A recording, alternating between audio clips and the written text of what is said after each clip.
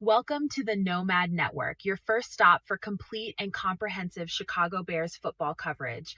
Dive deep into analyses, updates, and all things Bears. Subscribe to our YouTube channel today and never miss a beat. Thank you in advance for your support. We promise to bring you the best because together we're unstoppable. Go Bears!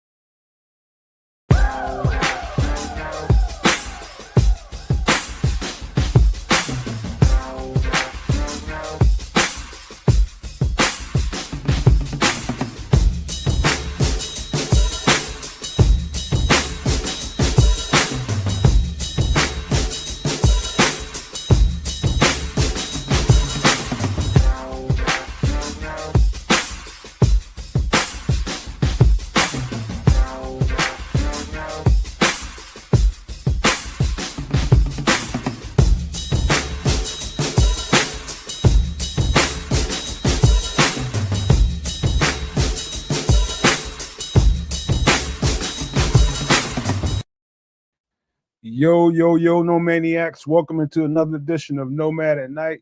I'm your host, and I got my two trustees with me, man, having a little concerning football conversation in the green room back there. We'll bring it to the screen here in a minute. But, yeah, man, I've had not a bad week. I don't never have a bad week. I don't never have a bad day. I don't have a bad hour. But, trials and tribulations that come about, people in my neck of the woods are still kind of, taking care of the damage from storms and the tornado that happened around here. And there's been a lot of my attention to that. Still don't have a running vehicle right now because of it. And that we got that going on, but that's a temporary, this is a temporary thing for me. We'll be fine in the big picture, man, because other people have other way bigger problems. Shout out to Jacob on the Don, Naj in here. Good to see y'all in here. I am King Kong. Welcome in, man. But yeah, we got that going on. I ain't the complaining type, man. It's a lot of people around here that have way bigger problems than the ones I have right now. So ain't no complaining going on here. As far as the Bears go, we're gonna get into a deep conversation tonight. I got a few players I did not have the amount of time that I wanted to really dig into it because of what I previously just said. Plus, there's things going on in the world that's kind of parsing my attention a little bit more than normal. So I got a few guys to talk about, all defense, just for the record. But yeah, man, we're going to talk about a whole bunch and more tonight, man. But let me stop talking SHIT and pass it over to the Canuck. Alley-oop. Let's see if he can jump tonight. I ain't jumping, bro. I'm coming off of one hell of a workout day yesterday, man. I got it in, got at it, realized something very major. Told you guys a little while ago that I kind of picked up them cigarettes again over the course of these last couple of weeks, and boy, it sucked every ounce of energy I had out of my body. And I was struggling yesterday, man. I was struggling hard at the gym. So I'm back. I'm just cold turkey again. You know what I mean? Cold turkey again.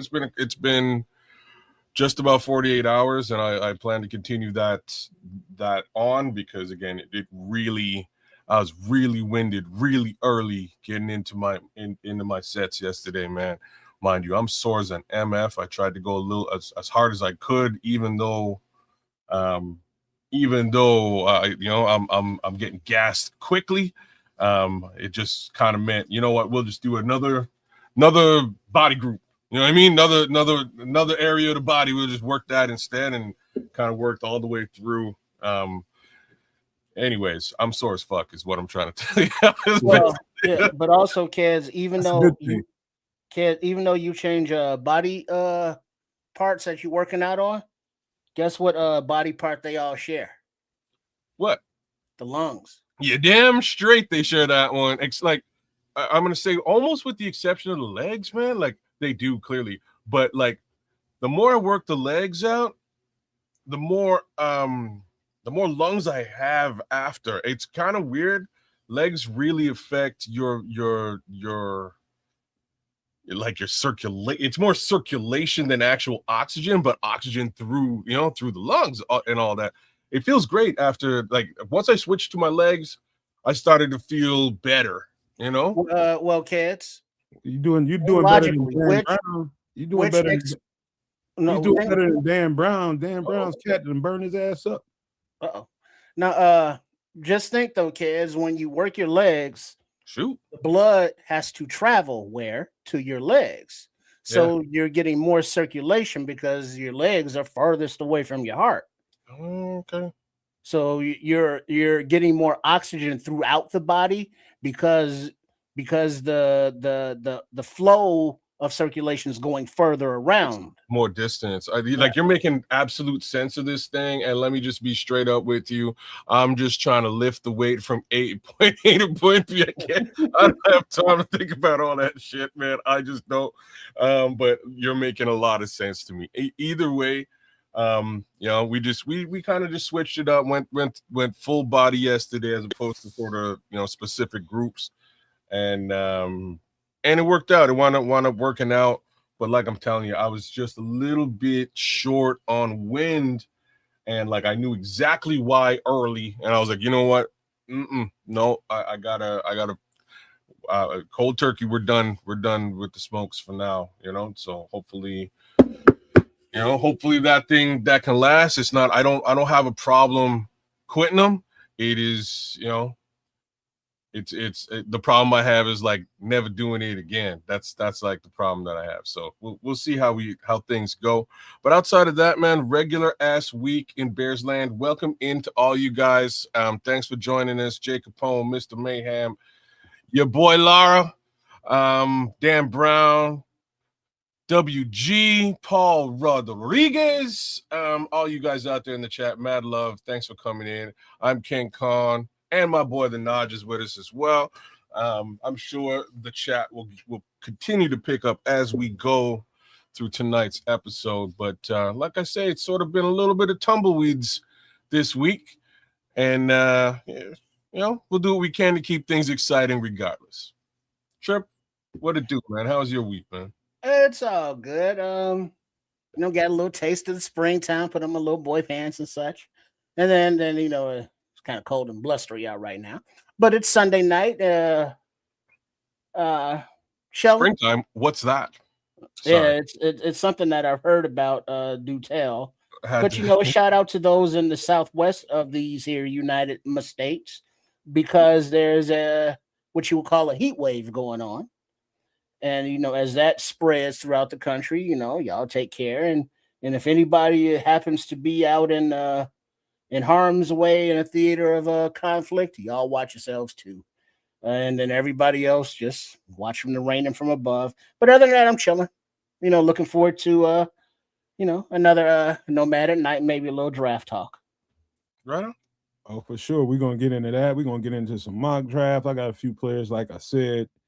But my human part of this is, in addition to what I was just talking about earlier with people trying to pick up the pieces from all the storm damage, is, and we don't do politics on the show, and we're not going to do them tonight, but what's going on in the world is kind of, I guess, a little politicky, geopolitical, whatever you want to call it. But it's, I just say this, the Doomsday Survival segment of Wednesday show on for some extra sauce is going to have it's going to have some reality, very strong reality to it because of what's going on in the world. There's things going on in the world that, it could take quite a long time for them to get back to normal because of the actions that's being taken out there in the world. And we're talking about stuff that we can relate to right now with gas prices,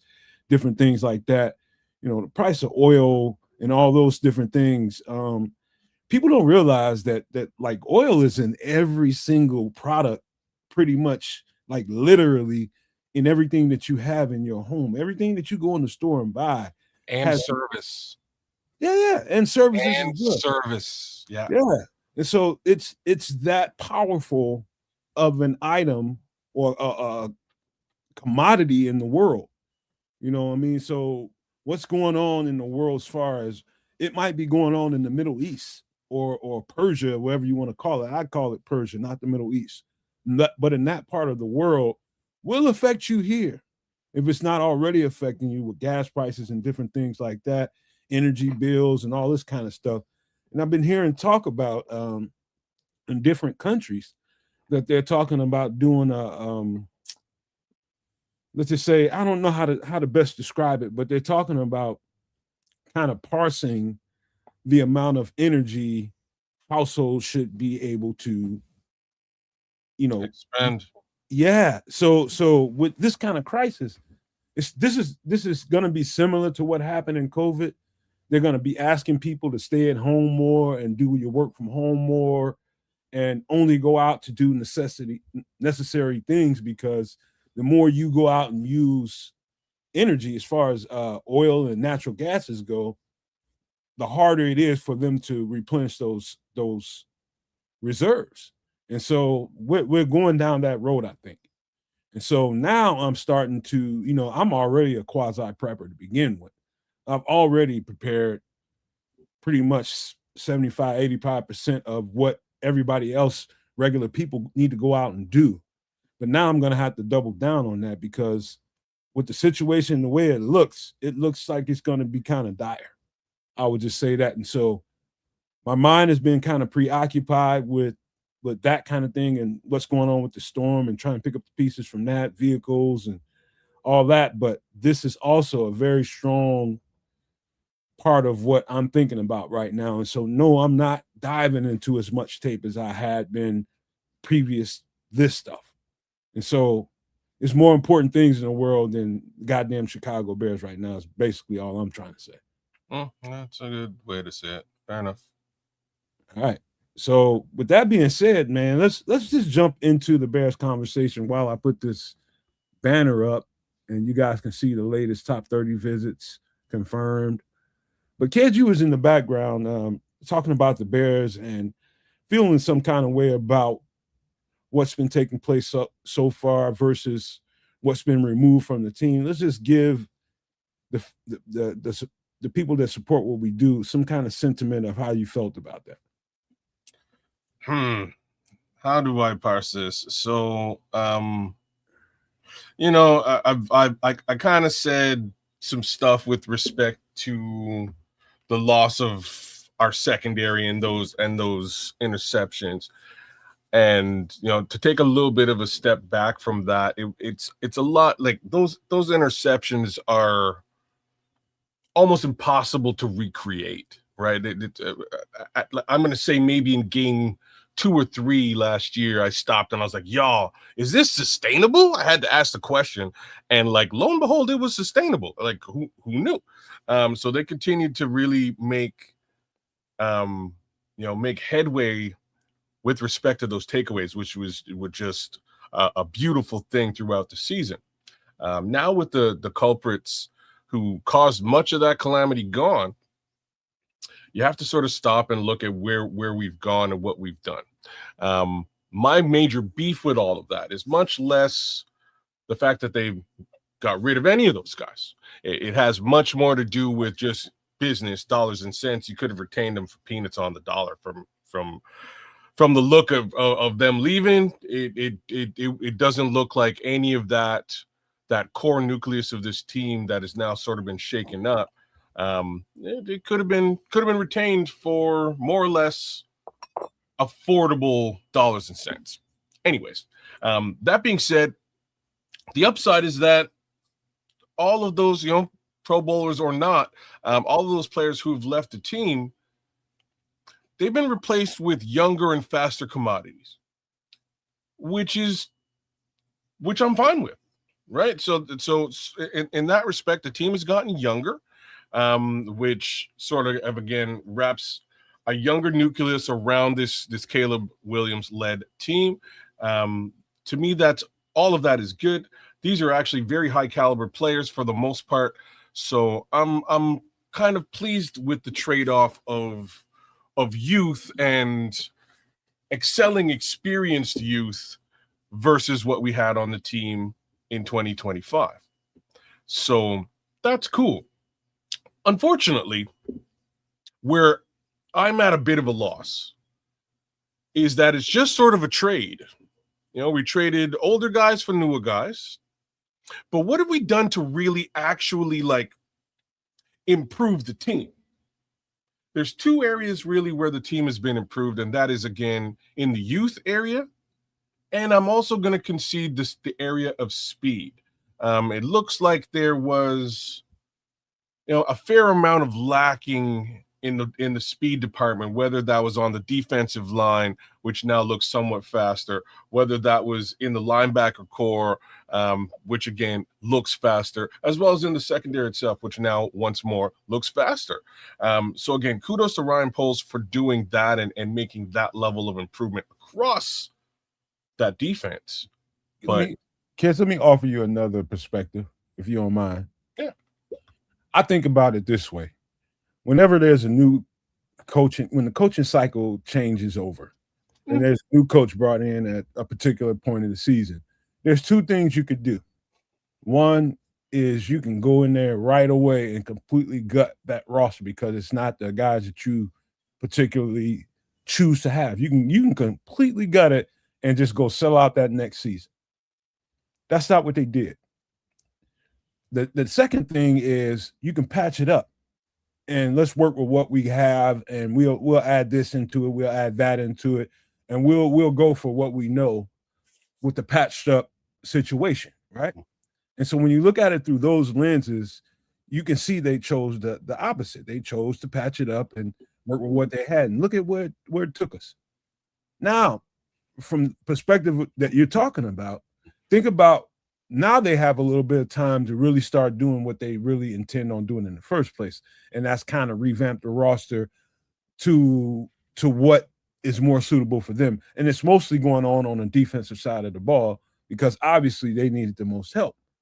And so you have an opportunity to bring some guys back and prolong the sickness, if you will, with some of the older players that we have on the roster and some of the guys that, we feel like, okay, we might be able to upgrade that's up for a contract.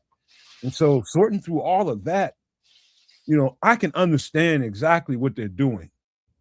It's just they're being slow and deliberate inside Hallis Hall, not so much front facing to us. And it's starting to get a little concerning for the fans. I'm looking around and I'm seeing what people are saying. They're just like, wow, we look vastly different than we downgraded the team. And just remember, as you have those thoughts, remember this is a work in progress with the reshaping of and retooling of this roster. Yeah, it's not a lot of key names missing. And I was just telling kids in the background, that interception number that we had this year is totally ambiguous, man. Yeah, totally. That can go one way, left or right, anytime it wants to. It's just a number. And so that number is almost impossible to recreate. And that's part of the reason why I'm fine with this. Like where I see what you're saying though, right? Like you're saying that they molded this squad more so to fit Dennis Allen and what he really wants his squad to look like than anything else. So this is basically Dennis Allen, I won't even call it 1.0 defense. We'll call it like 0.1 before this whole thing is finished. But he's just trying to mold the squad into what he ideally looks for with respect to his scheme and things along those lines, which again makes perfect sense to me. My real issue is this, and I'll be more direct here. The moves that were made, I'm okay with. Would I've made them? Probably not, but some of them I would. I'm okay with them. My worry is if the big sieve and the big issue was on that defensive line, I'm not so sure if the moves we've made there are going to correct the issues that we had. And that's really where I'll bury this, right? Well, you basically don't trust me then. You? In my take and how I describe what they have now versus what they had before?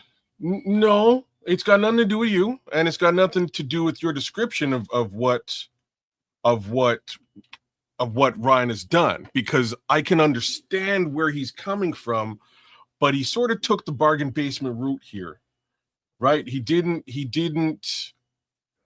you know, like these are the Dio Odangbo moves of 2024-ish in 2025. He hasn't, these aren't surefire linchpin moves to say this problem is you know, these are band-aid fixes as opposed to nail in wood. And that's sort of my view of this until proven wrong. Hopefully I am, you know, hopefully these fixes are and prove to be exactly what the doctor ordered for that defensive line. Well, I think I'm just not sure, because like that's where the crux of the issues were. Well, here's the thing though. Let me share this with you real quick, because if you look at it, what you were saying about the departures that we had. Mm-hmm.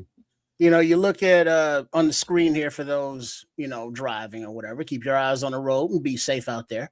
But the players that we lost were kind of ass. And I think that's kind of reflected in the contracts that they got on the open market. The only ones to sign, you know, a multiple year deal was Olamide Zaccheaus. And, you know, we was all good on him. Jonathan Owens, you know, 2-year deal for $5 million. We was good on him. And then Tremaine Edmonds got a 3-year deal, but he got cut. So all of our free agents that Ryan Poles decided not to bring back, you know, it wasn't like they signed multi-year big, you know, money deals anyplace else. So it seems as though the market kind of priced what they were. And, you know, with that said, you know, we were ass on defense, but the smoke and mirrors of the turnovers made it, you know, possible to keep us in games that we were in, or, you know, close enough to have the offense come back, you know, as Caleb is getting that Iceman copywritten, you know, all that. I see you. I ain't mad at you either. But the replacements are, I would say, a 1-for-1, you know, depth wise, you know, but the replacements are faster, are younger, are more of a scheme fit for Dennis Allen. So the sexy move or the name that it's like, yeah, that player, you know, he's going to change everything. I don't know that player existed in free agency, especially considering the financial juggling that's going on. There's a problem. You have to make moves here to bring in this guy, then it's like, oh yeah, but we can kick that can down the road. The salary cap's a myth, blah, blah, blah. And it's like, well, now we're not trying to get into that trap yet, because I understand it's like, yeah, we trade for this guy or sign this guy. We need that one position to get over the hump. Right now, we need a whole new freaking defense, as seen not by the players that let go, but how ass they were last year, aside from the turnovers. So that's what we're getting right now. And it's a process. I understand that Caleb is in his rookie year. Ryan Poles has been here 4 years, but it's like, all right, what else? Now we're 4.5 years in, or coming up to this next draft before we got, you know, Ben Johnson's head coach. You know, we got the franchise quarterback in Caleb Williams. We got the majority of the offense set. You know, we had to replace a Pro Bowl center, but we got a center that was with his team in the Super Bowl to replace him with. You know, left tackle still an issue, but injuries happening, that was unforeseen. Other than that, it's just replacements. Like next year, DeAndre Swift would be out of there, you know, and who's going to replace him? Whereas now the defense is just overhaul, and you know, we got to get younger. It got to get inexpensive. So I don't think an older or expensive free agent is going to change any damn thing. Well, here I go disagreeing with the way Trips says things. Man, Trips, I tell you what, boy. You're with him for a minute, and it just I would, and he called them ass, man. I wouldn't call them ass. You know, Trips is they weren't good. Once they're not a bad, once they're not, I mean, ass. Let's just say 29th out of 32. It ain't good, man. That ain't I good. mean, but he's talking about the guys that we don't have on the team right now that went elsewhere. They ain't ass, man. You know, just because. Well, I mean, as a whole, the defense played as an ass. Individual efforts aside, cool. But as a holistically, yeah, we good without them. That is it goes to the perspective I was just giving kids about the decision they made to not gut it right away because they weren't the guys that they would prefer and patch it up. And so for the guys that Dennis Allen wants and prefers, you saw that right away in free agency, the kind of guys that he's looking for, a little bit more versatile, a little bit more fast, quick, a little bit more burst. He's looking for certain kinds of traits. And not all the guys that we had kind of fit that.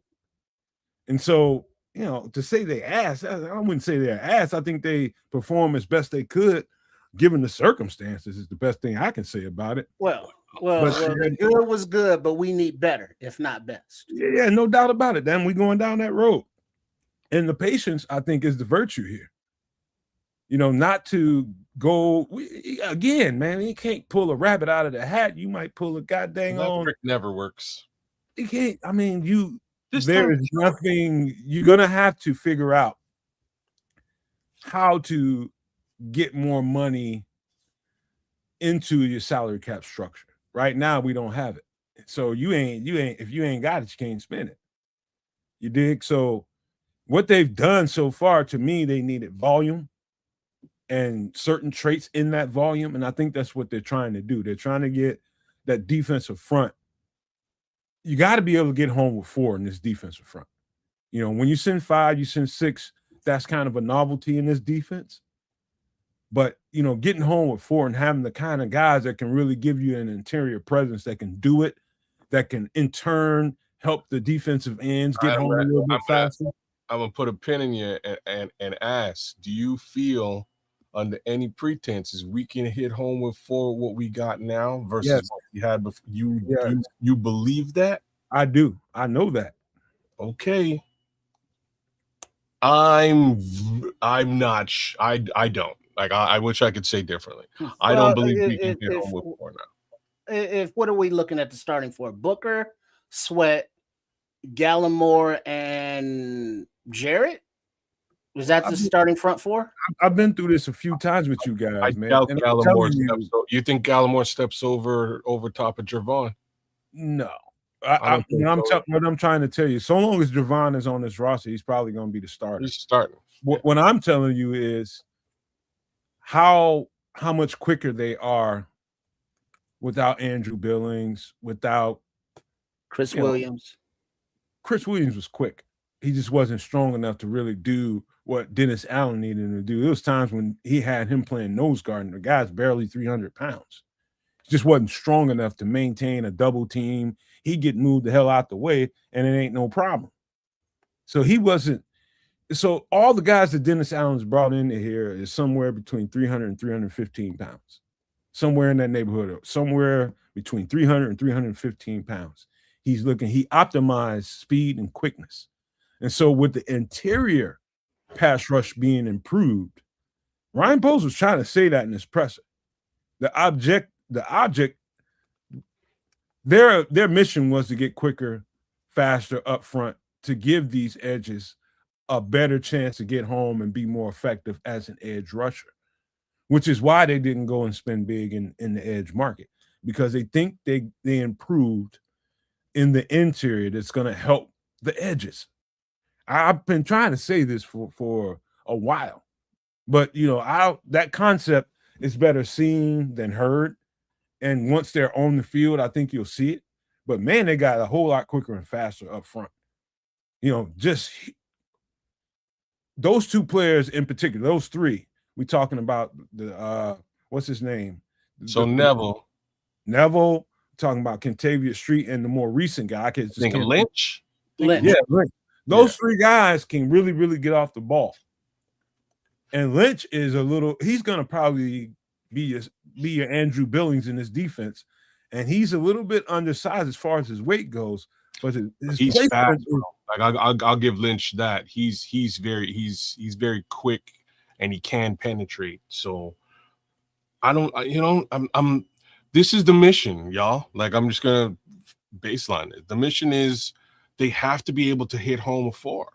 So come hell or high water when September rolls around. That's what was missing with this defense last year. It's what was missing with Flukes' defense as well. Same general issue. Once they sort that out, whether it's fixed with speed, power, or tools, then you're going to see things shift quite a bit, right? Like you're going to see a massive shift in this defense and its ability to maintain and shut things down. Right now, we are sort of in question. I know these guys are all faster and somewhat toolsy. So, you know, I'll give it to these 3 guys that he's picked up on the low. But I need to see it on the field because I doubt that any of them will be starting. Well, Kez, I'll give you something that this might make you feel a little bit better. You 2 trips. We remember DeForest Buckner, right? From Indianapolis. Yeah. 3 tech out of Indianapolis. Now, he had some kind of I think a neck injury that happened or something this year, and it forced Neville Gallimore on the field to play his role more often. And so a lot of the film that I saw with Neville Gallimore looks good, huh? Oh man, let me tell you something. It looked better than DeForest Buckner a lot of times. And I don't know that DeForest Buckner wasn't dealing with something, and you know, I just might not know about that. And that's almost a oxymoron to say Neville Gallimore looked better than DeForest Buckner. But the truth is he did. I'm impressed by Neville. Neville's come a very long way. And when I say that, I believe it's going to be a hell of a lot harder to run the football on us when he's in the lineup. I have to say that out loud because I actually do believe that. Kentavious Street, I don't know. I'm a little bit less impressed. I am quite impressed by Lynch. So to me, really, it's just going to be more of a rotation and how this rotation tends to look when they actually put it into practice. So I kind of can't wait to see it. But here's the kicker. The kicker is the draft and what we wind up doing with respect to this defensive line in that draft and how quickly these rookies can be brought up to speed and make their impression felt on that defensive line. I think we need at least 2, if not 3 linemen in this draft. I don't know how many picks we got, but I think that's, you know what I mean? I think that's really what we're looking at. Well, let me ask you this, though. You mentioned, you and Nomad both kind of mentioned Javon Dexter. Let me throw this nugget in there for you, and then I'll toss it back out there. He just recently signed with a new agent, Drew Rosenhaus. Who is that now? Javon Dexter signed with a new agent, Drew Rosenhaus. And Rosenhaus is one of those agents that likes to, let's say, air quote, maximize his clients' contracts. So with that said, and seeing how coming out of college, Javon Dexter was not a get off the ball kind of guy, and he still really isn't.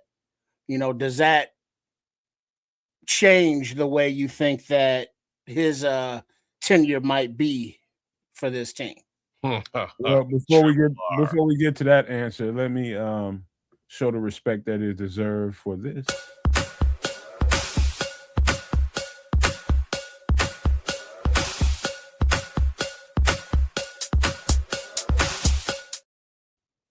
Shout out to Slimbo Boogie for the $2 super chat. We appreciate you, Slim.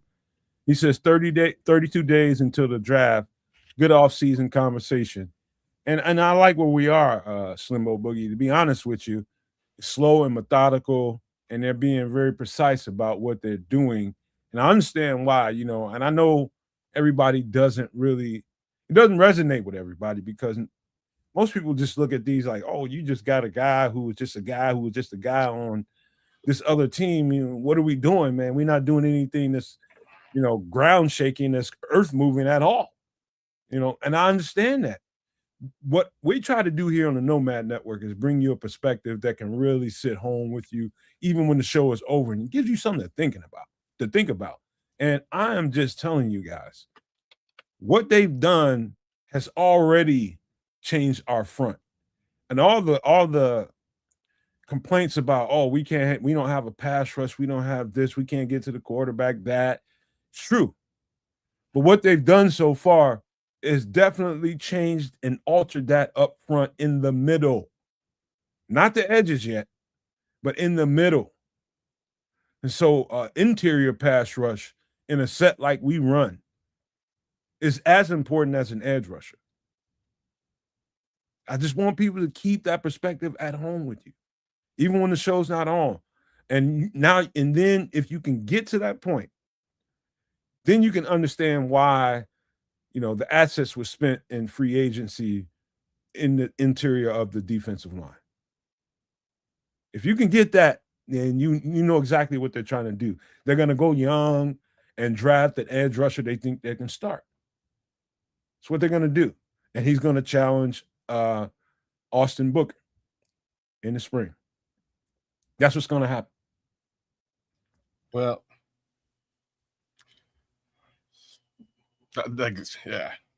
this is precisely why I scream Akeem Mesidor as loudly as I can. A, Ottawa, Ontario, Canada. B, he will play inside and outside, so you can line him up right alongside the man Booker. And I say that because I really like what I see in Austin Booker, especially when the team across from him is wearing green and yellow. It's a beautiful thing when that team shows up, because Austin Booker is a heat-seeking missile animal, savage Wolverine.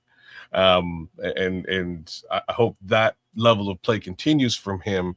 Again, we lost a couple of games with him early this season, and then really got to see him shine a bit later on.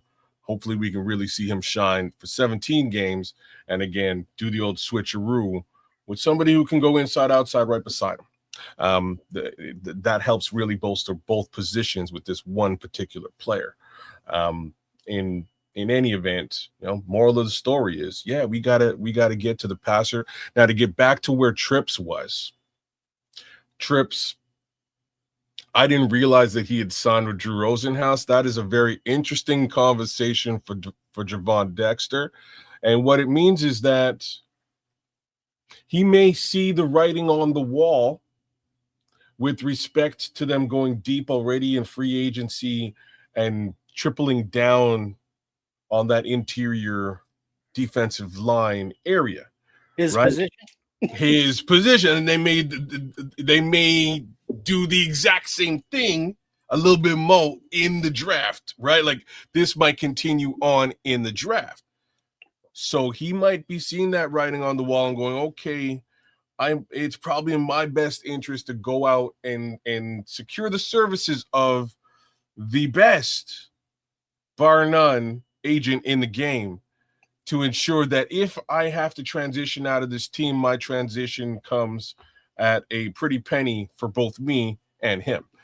So that's I smell what you're cooking. I see exactly where your brain is, and I did not realize that up until just now. Which leads me back to the area that I'm always in, same place I'm always at, which is like, we need to draft and develop these guys and trade them to get some sort of capital so that it's not an absolute waste of money, time, energy, and effort. Mm-hmm. Please, Lord, let that happen. Now, here's the flip side to this. Here's the flip. This might not happen. Like, let's be honest. It might not happen. What might happen is Neville Gallimore or one of these new rookies might come in gangbusters and take the man's job. And if that happens, he's going to ride the bench just like Braxton Jones rode the bench last season. And the new guy who proves himself, and that proof might come in training camp, the new guy might take over that role. And unfortunately, because Mr. Dexter doesn't see the field very frequently moving forward, he might not receive the shine that we're hoping he receives. So maybe, this is me making a prediction before you jump in, Nomad. Maybe we see a late trade of Gervon Dexter before the league year begins. It's very possible. It's very possible. And I'll just say this. Another reason, it could be as simple as this. Gervon Dexter, Chicago Bears, trying to get something done, trying to get a deal reached. Couldn't get it done with the agent that he had. Switch him up because he saw the market. And guess what? There wasn't very many D tackles that got paid in this market. There's a few. There's a couple. Not very many. The market, let's just say teams really tightened their belts this offseason. And there's a few contracts that got loose out there that was just like, oh, that didn't make no sense. I go back to the Ricky Pearsall contract. That was ridiculous to me. But there is a market, and when you have an agent that's really adept at noticing trends and knowing what the market is going to look like for you, whether or not, the player that's being told what the market looks like versus what he knows he's capable of and what he's worth, that can be a hell of a conversation between those two people. And if it's not really sounding like what I expected, I got to get rid of you, man. I'm listening to this other guy, man. I like what he's saying. And that market might not look good for Gervon Dexter in Chicago, but preparing the grounds for you to get the best deal that you can get. You can't get a better agent than Drew Rosenhaus to get it done. Nope. There's be some arguments about a few other, notable names that are out there, but man, this is about dollars and cents when it comes to Gervon Dexter. At this point, he has to know that this ain't nothing to do with this ain't got nothing to do with loyalty. This has got everything to do with business. Oh, and I fully get that, and I want him to maximize his value, but I don't think that should be here. Well, it's about it's less to do about what we think about Gervon Dexter and how he can bring a certain something to the table more than what Dennis Allen thinks he is and what he can bring to the table versus some other guys out there that he thinks they can bring a little bit more. Now, Gervon Dexter doesn't really look like pretty much any of the D tackles that I've seen play in Dennis Allen's defense, who has a proven defense over the years. I'm talking about like 15 years worth of really, really good defenses. And not one time, and I've studied them, not one time can I find a 3 technique with the size of Gervon Dexter. Not one time. And that's no shade against Gervon Dexter. That's just me telling you what the track record says. That guy looks more like a Neville Gallimore body. A little bit shorter, a little bit lower to the ground, a little bit more quick, a little bit more explosive, a little more versatile. And Gervon is versatile, just by the way. He can give it to you. He can play 0 technique, 1 technique, as well as 3 technique. But he doesn't really fit the body type that I've seen in Dennis Allen's really good defenses. He just doesn't. You're 1,000,000,000%, and I'm going to ask you, like, what's the easiest area of difference between a Gervon Dexter and a Neville Gallimore? What jumps off the tape with Neville versus Gervon?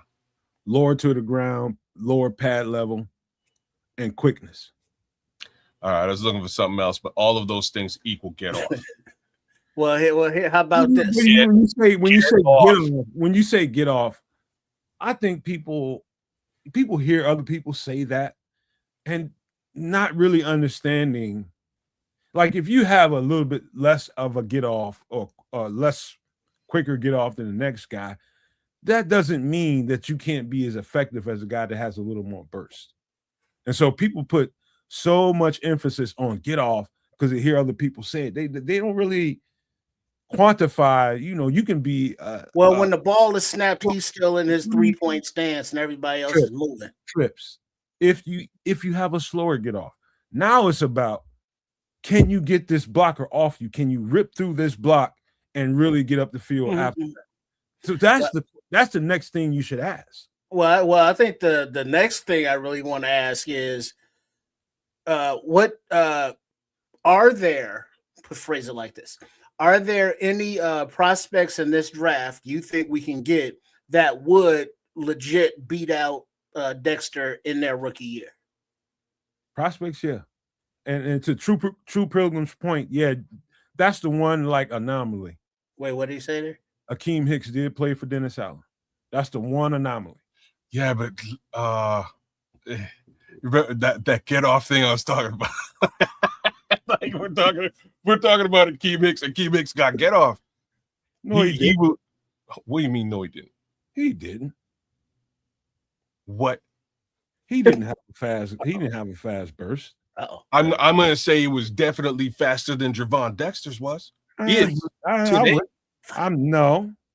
I disagree with that. Okay, but no. Okay. It's similar, very similar. Akeem was just, let's just say, in the defense that he played in here in Chicago, he wasn't necessarily asked to do what Javon does. It's a 3-4 defense versus a 4-3. There are some, there are some differences here. It's fair. There you go. That's fair. All right. You know, so I'm not making whatever happens with Javon Dexter. I wish him the best, but traditionally, based on what I've seen in Dennis Allen's defense, he's not optimal. Well, if he's not optimal, I would, totally see him either getting dealt at the trading deadline or before, because he's taking up a roster spot, for somebody that would be more of a fit. Well, Trips, I know how you are. You just want to just get rid of motherfuckers, man. Well, not just willy-nilly. I mean, if they don't fit, no love lost. I mean, it's just right now we short numbers as it is, so I'm a little bit less worried about the actual roster spot. I'm back where I always am, and like maybe they can get something for him as opposed to sitting him on the bench, not playing him, and allowing him to walk, and allowing a second round pick to walk for absolutely nothing. You know what I think they're thinking with Javon? What? I think they're gonna primarily play him at 1. That would make more sense. I think that's what they plan to do with him. Put his 6 foot on the roster. right in the middle.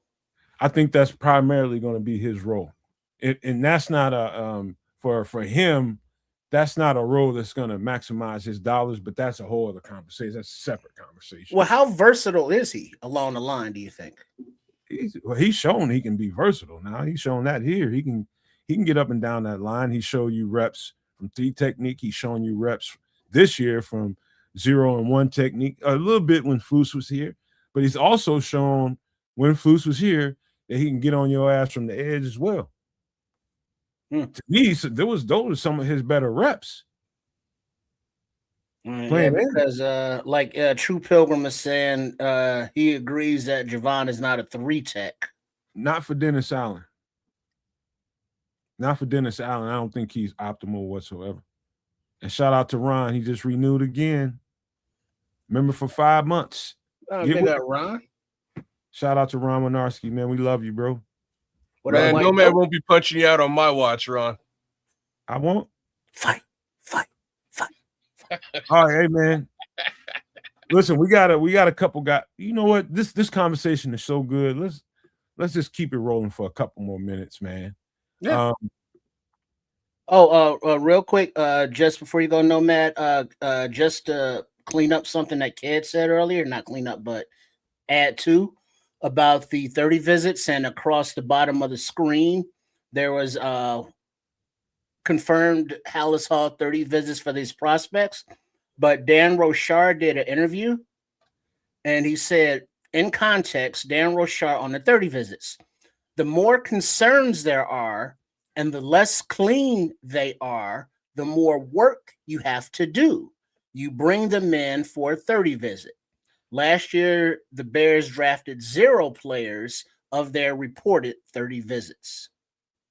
You said that last week, and just poo-pooing the work I had to do to get this on the screen.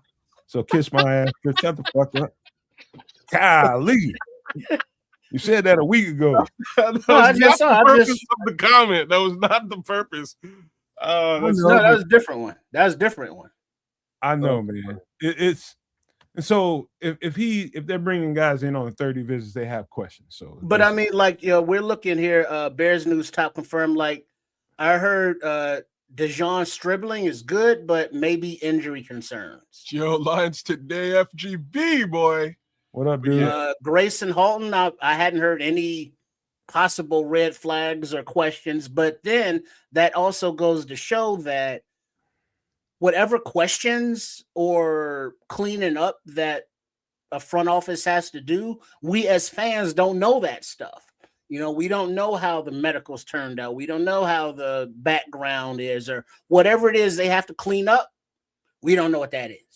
Well, we just did Grayson Halton, I think this week or late last week. We just did Grayson Halton. Yeah. But let me get this off the screen so I can get to some love that's in the chat right here. Give me a second.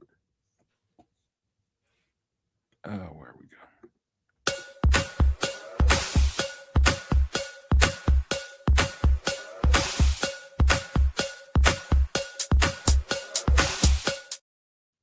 Shout out to Cloud Chasers Radio with the $5 $4.99 super chat. Nice. He says, how do we feel about drafting all defensive players with the first 3 picks? I would be elated. Just me personally. Please, baby, please. Like that's what I think needs to happen. I might even push it. Man, I guess I can't push it to 4th. Like in the 4th, I kind of want them to wheel and deal and maybe get a running back or a wide receiver. But that's kind of how I feel, man. I need those first, the 1 and the 2s to be all your line. Build that line out and make that the line of the future. What about where you getting your safety?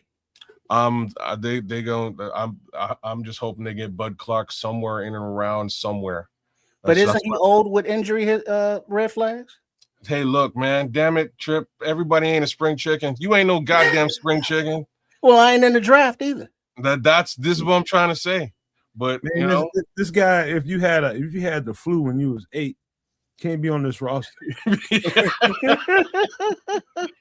You still got chicken pox bunks. No. I'm just saying. I hope they find somebody. There's some caliber safeties. I think the safety market in the draft is pretty deep. So I'm hoping. I'm hopeful with respect to that position specifically. Even then, I'm kind of interested in Cam Lewis, the safety. The free agent we just signed? Yeah, he's a linebacker, but like I'm kind of interested in Cam Lewis. He's a slot corner. Yeah, I thought he was more of a slot corner. He's a special teams demon. I'm interested in Cam Lewis, the safety, is really where my heart is. We knew that we didn't realize that we had depth problems at nickel corner, kids. We found that out this year. And for whatever reason, they did not put Josh Blackwell in as a replacement to whenever Kylan went down. It was McLeod, then it was Jalen Jones. It was everybody but Josh Blackwell. So obviously they thought that was a problem that they needed to address right away in free agency. And I think that's where he's going to be, kids. If he ends up playing safety, I will correct myself, but I don't think that's what they brought him here for. I'm interested is all I'm trying to say. I'm interested in seeing him. I'm interested in seeing him on the field as a starter. He will not be on the field as a starter at the nickel position. That is clear as day. For sure. Right? That is clear as day. So we can get him on the field potentially again at that strong safety role. I'm interested. I want to see how he potentially performs in that role. I hope they give him some sort of shot at that. It was either last week on Nomad at Night or Extra Sauce, one of them. But Nomad brought up don't sleep on back of the roster guys that have been developing, and one of the names brought up was Dominique Hampton. And so I went and looked at Dominique back when he was at Washington Huskies, and it was like that boy can play. but he looked skinny. He wasn't skinny, but he looked like he needed to bulk up. And so I'm thinking, if he's been on the practice squad, he's bulked up, what position because it was like he's a linebacker, he could be a strong safety. He's one of those, hybrid multi-position guys that seems to be, Dennis Allen's thing on every level, from the D-line, linebackers, and defensive backs. And it just seems as though Dominique Hampton could be somebody that we are overlooking that can contribute or will contribute. Dominique Hampton is a guy running back that I know he's a safety slash linebacker. That's right. Okay. He's a guy that I wax poetic about. I wax on, and y'all got to remember me talking about this dude. I was just like, anytime you grab a player that's kind of like, it was obvious. I went and looked at the press conference in Washington from the head coach, and they really tried to switch him from safety to linebacker. For whatever reason, it did not work in the system in Washington, who they run the same system as us, kind of, but in a different way. However, I think that Dominique Hampton happens to be a player that Dennis Allen coveted in that draft and wasn't able to get his hands on him. And he saw the opportunity to get his hands on him in this market, got him off the practice squad, or they cut him outright. I don't know exactly. I don't remember exactly what happened, but I'm glad you brought that up, Trip. Now, he's a guy that when you start looking ahead as to who could be what in this camp and who can play what role, if they put him back at safety, I think you got something. I really do. If you put him at linebacker, I don't know how that's going to turn out. I think he can get it done. He was with us for the last, let's just say, third of the season. They just didn't put him out on the field. And so they've been working with him quietly. Nobody knows about how it's been going and what they're doing with him. He's still listed as a linebacker. And so come springtime, when they put him on the field, we're going to find out some things. And I do think we have a piece in him. I said that about Nahshon Wright when we got him too. I said that then. And I'm just saying that now. Tony, Dominique Hampton is a name to remember. So when I asked the question about safety, I don't know that, Dominique Hampton is or is not better than a safety prospect coming out, but don't think that if, let's say, the Bears don't take a safety until later, that we have to rely on that later on guy to be the full contributor at the position. You want to talk about safety, Trips? Got a player for you. Give me a second. I'm pulling him up. Mm-hmm. Big up to everybody. I got a few players to talk about real quick. This is Jalen Kilgore, safety out of South Carolina. He's about 6 foot, about 211. First thing to say about Jalen Kilgore, he'll hit you. He'll hit you. The second thing to say about him is he's fast. Fast and will hit you. To me, and from my perspective, and I'm pretty much done with his film, and that's the reason why he's on the show, because I got to finish the film before I start talking about him. One thing about him is he's very, very physical. That's a strong trait from a Dennis Allen defense. Safeties are very physical, very fast. He checks both of those boxes, number one. Number two, he is, let me just say, he's like a linebacker in his temperament. So he's going to be really, really good around the ball. Not to say that he won't be as good away from the ball in space, but I do think his best position is in and around the ball, in the box. He is going to have dirt flying around him because he's going to be hitting people. He's a sure tackler in open field. He's a man, and he's kind of developing into a ball hawk. He's kind of developing into a ball hawk. But this guy right here, I've seen a lot of Dennis Allen safeties, and they all kind of look like him. Some of them a little bit bigger or taller, but 5'11", 6 foot is good size for a Dennis Allen safety. But Jalen Kilgore is physically fit to play in this Dennis Allen scheme. Just tell me that right now. He's got all the traits. And so sometimes his ball awareness and where the ball is in the air and how to turn and flip his hips and turn his shoulders, that's going to take a little bit of cleaning, but that's not an inhibitor to keep you from drafting a player like this. He's got everything you want. And you don't have to draft this guy high at all. Do you know if he caught the flu when he was 8 years old? He might have. It's over. Yeah, I don't need a doctor's note. He got the measles or something. I had to ask the obvious question because like he's the next guy on my list out like after Bud Clark or in and around Bud Clark. These two guys should be just a little bit later in the draft where you can get a safety confidently, and these guys can do the darn job, right? So I'm interested in Kilgore as well. I think Kilgore it would be a great look for us at that strong safety position too. This is a good look for the Chicago Bears across the board. He is extremely physical in the box, man. He wants to hit. It's what he does. He wants to tackle. He wants to be around the ball, and he wants to be physical. Yeah, he's guys like that. You definitely put some kind of priority sticker on your board if you're in Halas Hall, and you highlight that. Yeah, you want a physical defense.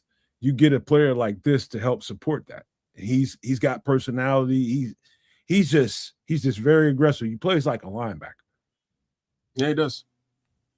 Yeah, it is. I liked what I saw on film from him. He is a sure tackler, not an arm tackler. You know what I mean? He's. I was kind of impressed by Kilgore. He's not your ball hawk or what I would consider a ball hawk in today's world. But I'm sure over time he can grow into being that ball hawk. Same token, that's going to allow his free safety partner to hawk the ball. So if you want a strong safety with strong safety capabilities, this is one of them guys that I think we should be looking at. Now in coverage, I will say this. One of the things I kept noticing on this film was sometimes he's late to get his head around. So you're taught, Kez and Trips, when you're in phase and coverage and you're carrying a receiver down the field, whether it's a receiver, running back, tight end, whoever it is that you got to carry down the field, when that guy turns his head and starts looking for the ball, immediately your instincts are supposed to kick in and you turn that head towards where he's looking for the ball. So if it's your left shoulder or your right shoulder, you pay attention and be acutely aware of where he's looking at. And sometimes Jalen Kilgore's a step or two late. It's okay to be a step late, but every once in a while, Jalen is 2 steps late, and then he ends up at times in a pass interference because he runs through the receiver. He didn't get his head around in time. But that's a coaching thing. You know what I mean? That's not we can't draft him because he doesn't get his head around quick enough. They're not complete products when they're in college. That's why they become professionals, to hone their skills and get better at what they do. That's easy peasy cleanup. Take it from a DB. I know this. They will clean that up pretty quick with him. And so that's the only real downfall that I saw on tape. And I don't even consider it a downfall. I consider it, okay, that's a coaching thing, and you got coaches in the building to do it. So you do that. You draft them, and you start working on that thing. And so to me, that's really the only thing I saw on this film that was just like, oh, wow. And it's not that stark, Kez and Trips. It's just not, it didn't alarm me at all. It was just like, okay, I know he needs to work on that. Okay. Broski Bear saying Wheatley over Kilgore. Any thoughts on Wheatley? Have you had the chance to look? That's from Penn State. We'll get to him. Okay. All right. I think I want to say we got to him already, but I don't know. I don't recall Wheatley. I have to look at the list, but we'll get to him. We'll get to him. Okay. There's a corner that should be spoken about too, and that is Colton Hood out of Tennessee. He's again, man. I start thinking about Dennis Allen's defenses and the kind of corners that play in his defense. What you love about Colton Hood, if you pull him up on tape, kids, you start looking at him. One thing I would have you pay attention to really quickly is how he, like in cornerback play, when you one-on-one with a receiver, one of the things that you're coached and told is you don't overreact to a first move. In fact, you don't react at all into a first move. You wait for the second one because the first move is all shucking and jiving. It's just trying to see if they can bait you into, going left or going right, and they just take off on you, and you got to play an uphill battle from there. And so what you see at the line of scrimmage with him is he's patient. When I see patience at the line of scrimmage, I see a confident cornerback, very confident cornerback. He's not worried about you running past him. No, Colton Hood has got all the speed that he needs. You're not going to run past him. And so he's confident in that. And so he's going to let you get off the line and do your little shucking and jiving and get into your route. And once you get into your route, that's when he's going to put his hands on you. You'll see that on tape right away with Colton Hood. He's late to reaction, and that's good. That's not a bad thing.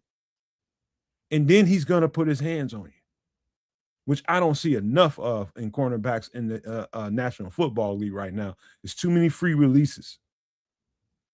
Too many guys are just running free without somebody putting hands on them. Colton Hood has been taught, get your damn hands on this guy. Wait till he gives his bullshit move, that first move, and then put your hands on him. You'll see that right away on his film. He is not gonna impatiently jump and your first move, he's gonna overreact. No, he's gonna patiently let you do your first thing. And then the second thing you do, once you break in a direction, he's gonna put his hands on you. And that's what you need. That quietly and slowly takes away a little bit, whether it's a fraction of a second or a whole second, it's going to take away a little bit of what the quarterback is thinking and the timing in his head. So the game is played that way. It's all timing. So Colton Hood has got it all. He can cover you in tight spaces. He can cover you in wide spaces.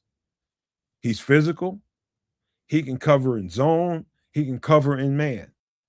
And again, the best thing about Colton Hood to me is his confidence and patience. Knowing that you can't run past me, I can run alongside anybody. And so whatever you think you're doing at the line of scrimmage in your first move, I got you once you start breaking on your second one. It's a hell of a trait for a cornerback. Confidence, skill set, and patience. It's almost a lost art in this league. Well,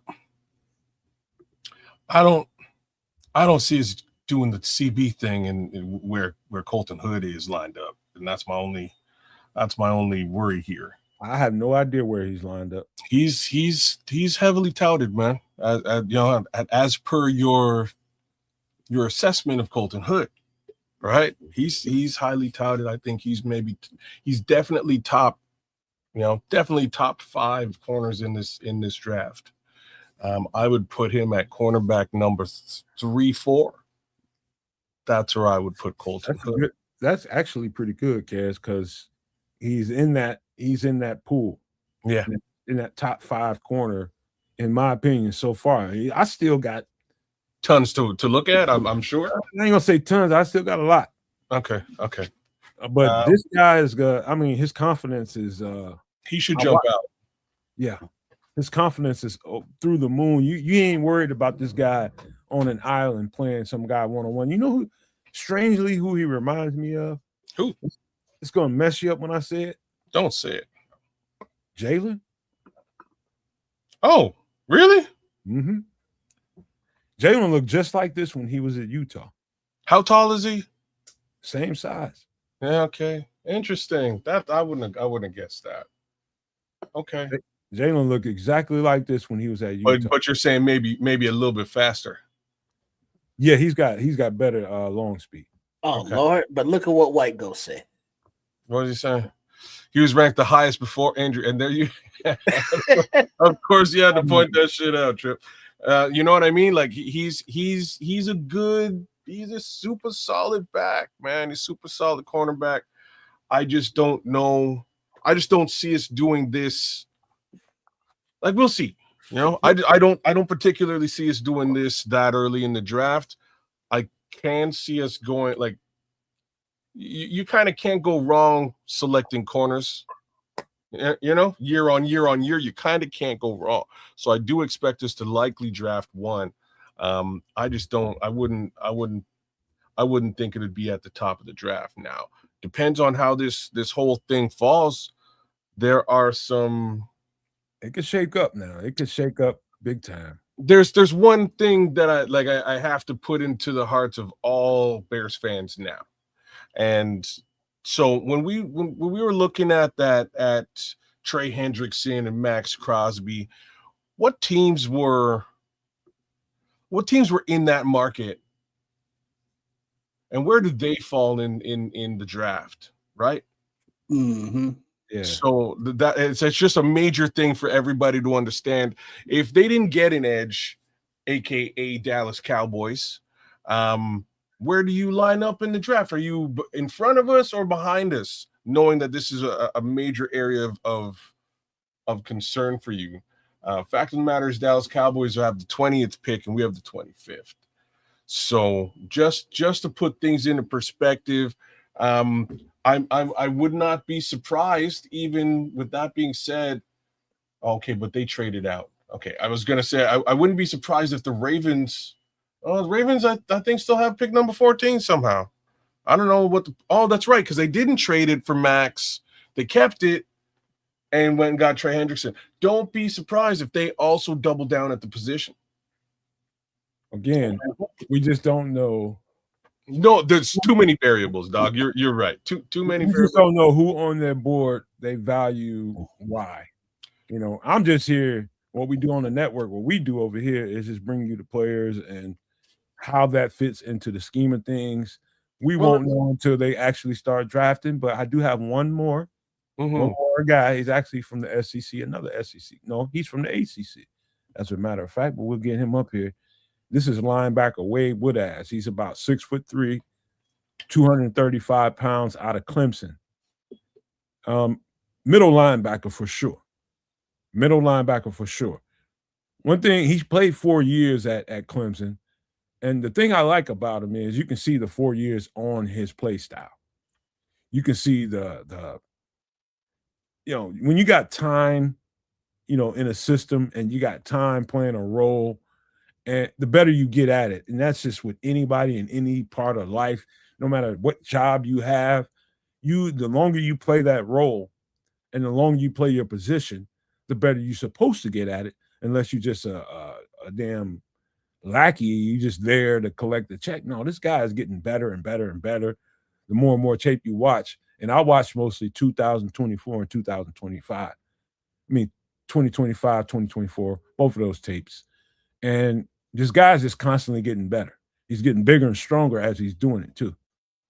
And so you're talking about a dynamic middle linebacker with range, height, and a little speed to go with that. Wade Woodaz is exactly what you're looking for when you're looking for a middle linebacker, man. He's got good field awareness. In fact, at times they use him as a quasi edge rusher, at times, from a middle linebacker. And that's just the weird defense they played at Clemson. But this dude right here has got it all. He's a total package.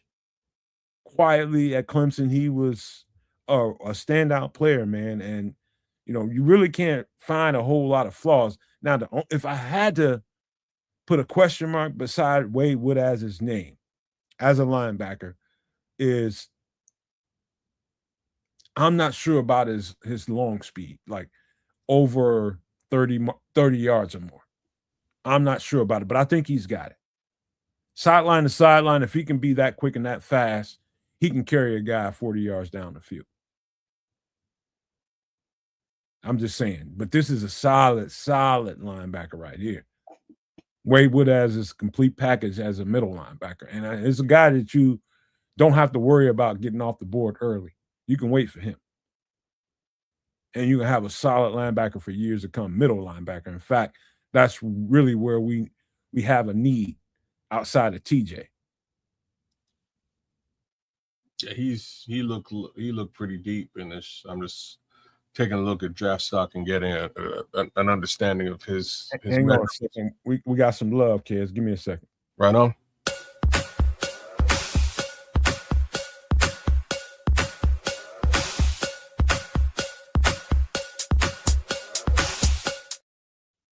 Shout out to Charlie Chan with the $9.99 super chat. He said, F Green Bay. FGB.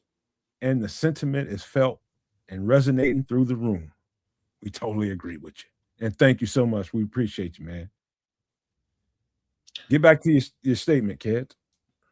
Yeah, I was just looking at where he lines up potentially in the draft as well as his measurables. 6'3", 240-ish.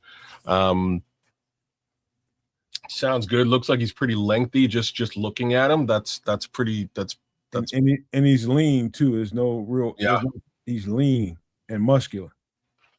Yeah, that's super solid. I think he's a good look. The guy that I'd like you to take a look at some point is Lander Barton. Already did. Did you take a look at Lander Barton? How do you compare? I got him coming. How do you compare them though? Well, Lander Barton is a little bit slower. He's a little bit longer and he's longer but slower. Okay. But I'll save my take on him until we put him up. We got 30 days to get some guys up here. We'll get some guys up. All right. He's definitely one of them. Right on. I kind of like Lander Barton for potentially all the reasons that you just mentioned here.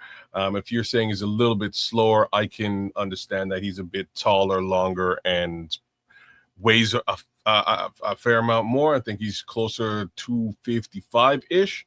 So to be frank, those would be the two of the guys that I would be looking for a bit later in the draft to fill exactly that middle linebacker depth that I think we're going to need, because I'm not sure who was saying it in the chat. I feel like it was either True Pilgrim or Slimbo Boogie, but potentially, Noah might be on the chopping block. Who knows? Well, I look at it this way. He reminds me of the middle linebacker in Detroit right now. I just can't think of the cat's name. Captain Jack. Yeah, him. Jack Campbell. Jack Campbell. He's like that. And Jack Campbell's not fast at all. He's not very fast at all. But in a short space, it's not about really your 40 time when you're playing linebacker or defensive line. It's about more hustle and angles. It's about your 110 split. It's about your 110 split. It's about your burst. And Jack Campbell's got a pretty decent burst. So does Lander Barton. And he fits that way. And so you need to have a quicker, faster defensive front that can get home in order to justify drafting the Lander Barton. You got to have it. So he doesn't have to be running all goddamn on day. And all he has to do is be quick and fast to the ball when you got a quicker defensive front. And so in that regard, that can make a lot of sense, kids. Yeah. But shout out to Charlie Chan for the $9.99 super chat, man. We appreciate you, dog. We needed it. But that's my players for this week, man. I just didn't have a lot of time this week. I just did not. I'm sorry. I wanted to get like 7 up, at least 6 or 7 up there, but we weren't able to do that this week. But we'll make up for it as best we can on some extra sauce on Wednesday at 8 p.m. Central. But Trips wants to do a little something, and we're gonna try to set the table for him. The more Bears conversation. What you want to do, Trip? All right. Yeah, I was actually just finishing up a little something, but as we are here in draft season, and I know that many of the draft nicks enjoy, this time of year more than actually the season for some strange reason. But it's a time. You've sucked at football for a couple of years, right? Except for this season, now things are a little bit different. And it's like, yeah, can we just get ahead? Like, no, not now. Nope. Now is a much must watch, game time. But as we have gone over some of the players that Nomad has highlighted, and we have previously done some mock drafts, but let's actually, as we build toward the draft, which is a little bit over a month from now, make sure you tune in with us on all three networks, Nomad Network, at Ceds of Canuck, and Sports Chicago Style. Make sure you are subscribed and watch the draft here with us all 3 days. But as we build the board, let's go through the experiment, the fun of actually building the board. And now we're going to do this with Nomad is going to be our scout. And so what we are going to do is, can you see that okay? Yeah. All right. We're going to have here what you're looking at for those who are looking. And for those who cannot see, this is a spreadsheet of the draft prospects that are on the draft boards right now by position. And so this is what, let's say, the front offices are looking at. Just a board of names. All right. So now what we want to do is go by position group, and we're going to have our scout Nomad put these players in his kennel. These are only dogs. Now, these are not scheme fits. We'll get to that later, and we'll get to the sequential order by positioning, like who's your number one guy, two guy, and so on. But for right now, Nomad in the quarterback room, just identify the dogs for those that you have grinded their film. Well, let's do the top 2 or 3, man, because we got on the we could have been halfway down the list by now.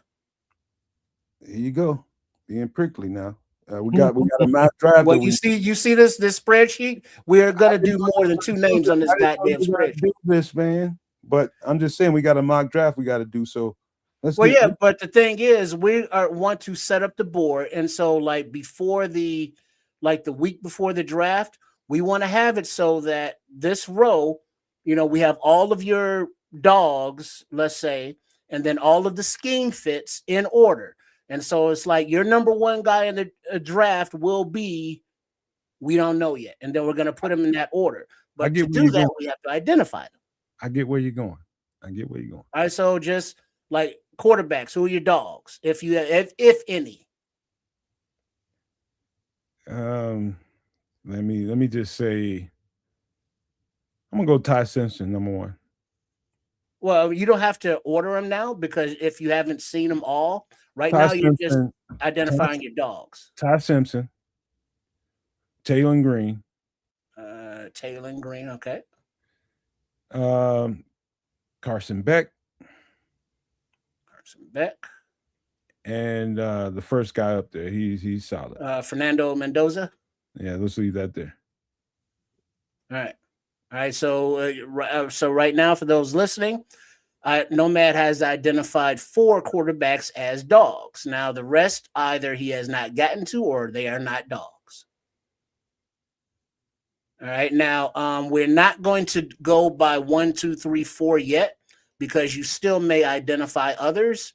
So that numbering system will come later. Somehow I think Trips is setting this up for his little thing he wants to do, but we'll do it. We'll roll with it. Yeah. So, all right, go ahead. Running back room.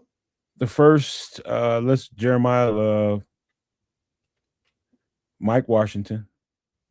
No price though. Not now. Okay. Mike Washington, Emmett Johnson, Damon Claiborne, Seth McGowan, Kalen Black, Le'Veon Moss. We'll just leave it there. And Le'Veon Moss. All right, those was the running backs. And then you got a few more down there to get through. All right, wide receiver room. Carnell Tate, Makai Lemon, Jeremy Bernard.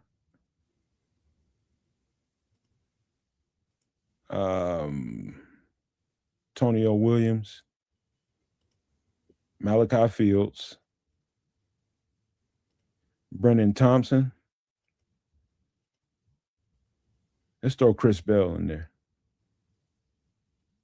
It's a lot of dudes. Go back up to the top, Trips. Hold on.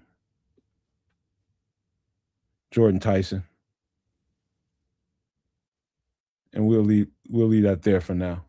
All right, tight ends. Definitely Kenyon Sadiq. Justin Jolly. This is another class I haven't really dug deep into. Max Clare.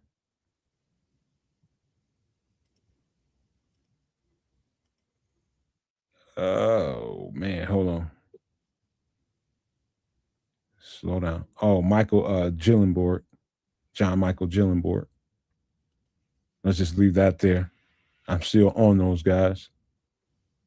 All right. Offensive tackles. The first three for sure.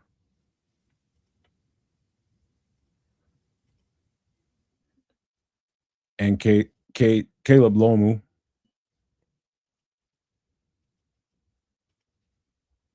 I got a feeling Blake Miller.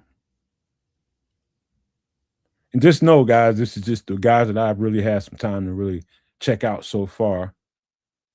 Drew Shelton. Go down just a little bit more. Isaiah World. All right, Keegan Tross.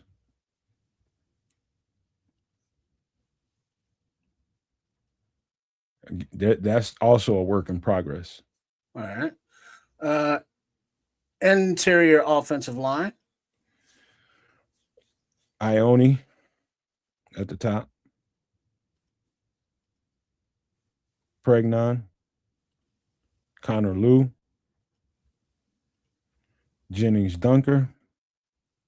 I did a little bit more work on these guys. Keelan Rutledge. Jake Slaughter. Sam Heck. Parker Brailsford. Trey Zoom. Pat Coogan and Yeager Burton.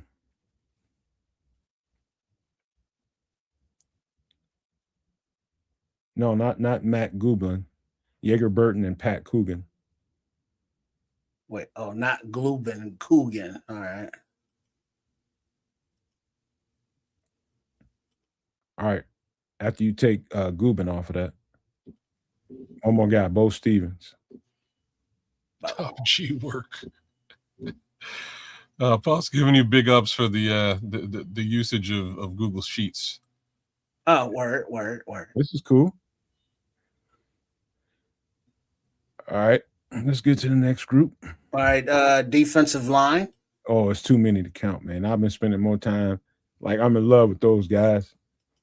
Well, so anybody that, let's say, not. Let's start here. Let's go the first three. Lee Hunter. Go down to Daryl Jackson. Dante Corleone. Zane Durant. Tim Keenan. Tyreek Sapp. Caleb Proctor. Let's scroll down just a little bit more. We get one or two more guys. All right.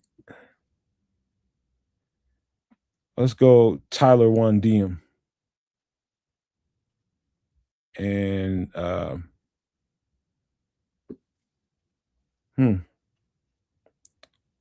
Aaron Graves is tough. Let's leave that there. There's a few more down there. All right, so we're at edge. Damn, they got Arvell Reese. Yeah, I think he might end up being an edge in the 3-4. Let's go and hit him. David Bailey, Cassius Howell, Keem Mesidor.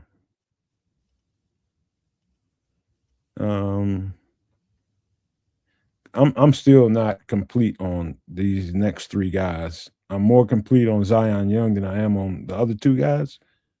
So we'll skip those 3 for now. Go to Gabe Akis, Malachi Lawrence, Romello Height.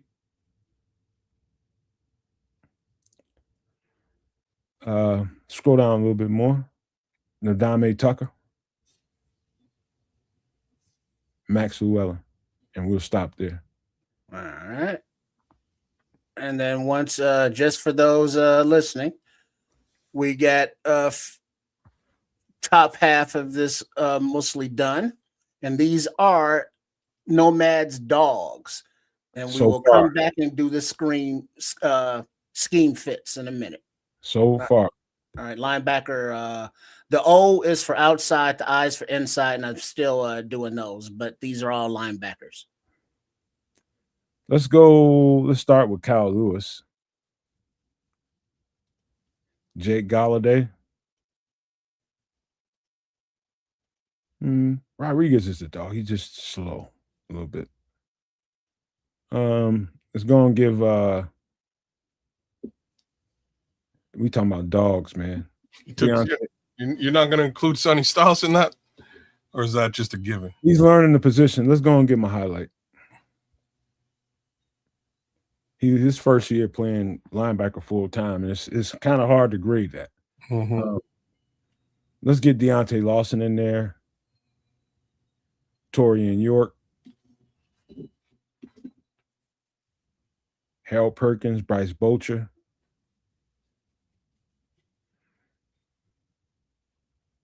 Give Lander Barton some love. Oh, Red Murdoch. Oh, my God. Justin Jefferson. Aiden Fisher, I'm in the middle of, but don't highlight him yet. Scooby Williams is a monster. Let's leave that there for now. All right, cornerbacks. Mansour Delane, McCoy, and Terrell, all the first 4. CC's nice. Pons is also nice. It's too many trips. Keontae Scott. David Igbignason. Okay. Malik Muhammad. Yeah. Chandler Rivers. Will Lee. Hezekiah Masters. And Damani Jackson. No love for Takario Davis. I'm still on it. Okay. And I can't give you. I can only give you what I'm completely done with. Devon Marshall. Go down a little bit more, Trip. A little more. There's some guys on this list that's not on this list that should be. Okay, we'll leave it there for now. Well, this is the bottom right here. Damn, that's a long ass list at corner. Yeah, there's some dudes down there. Nyland Green is tough. Don't do it. All right, let's go to the next position. And that is safety. Caleb Downs, Thieneman, McNeil Warren, AJ Halsey, the first Kamari Ramsey, Traden Stukes, who should be in the cornerback group, but he's a nickel corner. It's probably the best of them besides Thieneman and Downs. And then those 4. It's Key Wheatley, Bud Clark, Kilgore. Yeah. Lewis Moore's pretty tough. Jalen Husky's nice.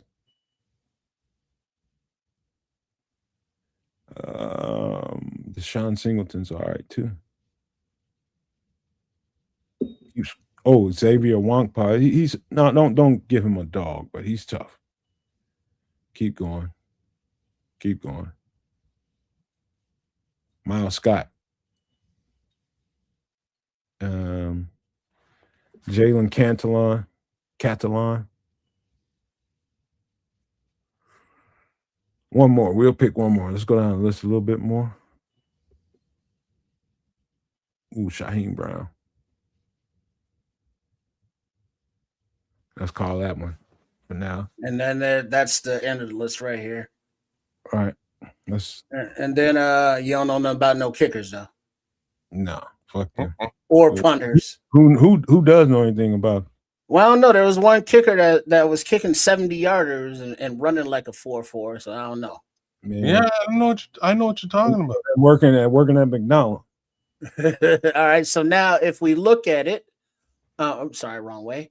Now these are all our positions, and these are thus far in highlighted backdrop in orange. You know, Nomads, dogs. Hold up. We missed a guy. Who that? You missed one. D tackle Caden Proctor. No, you got him.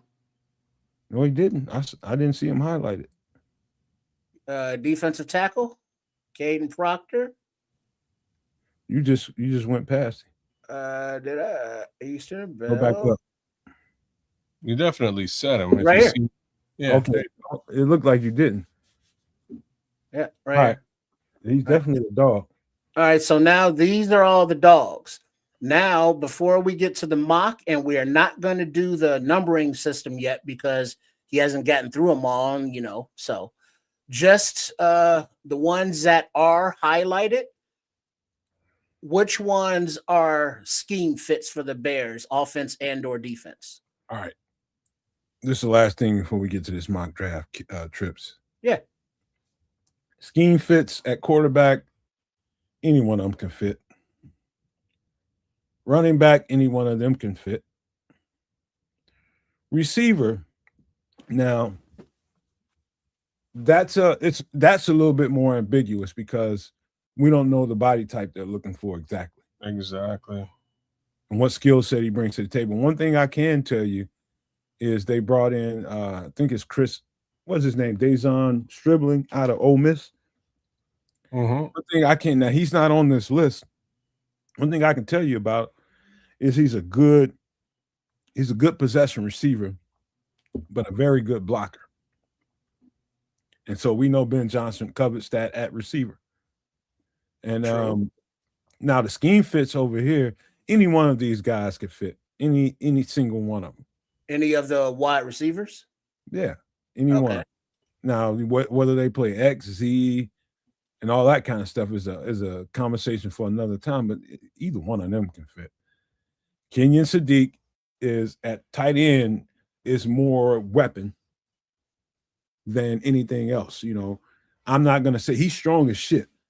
If you end up drafting a guy, which I doubt we do, because you're gonna have to get him way early, he is gonna be asked to be an inline blocker more than he ever was, and he can do it. I've seen it at Oregon.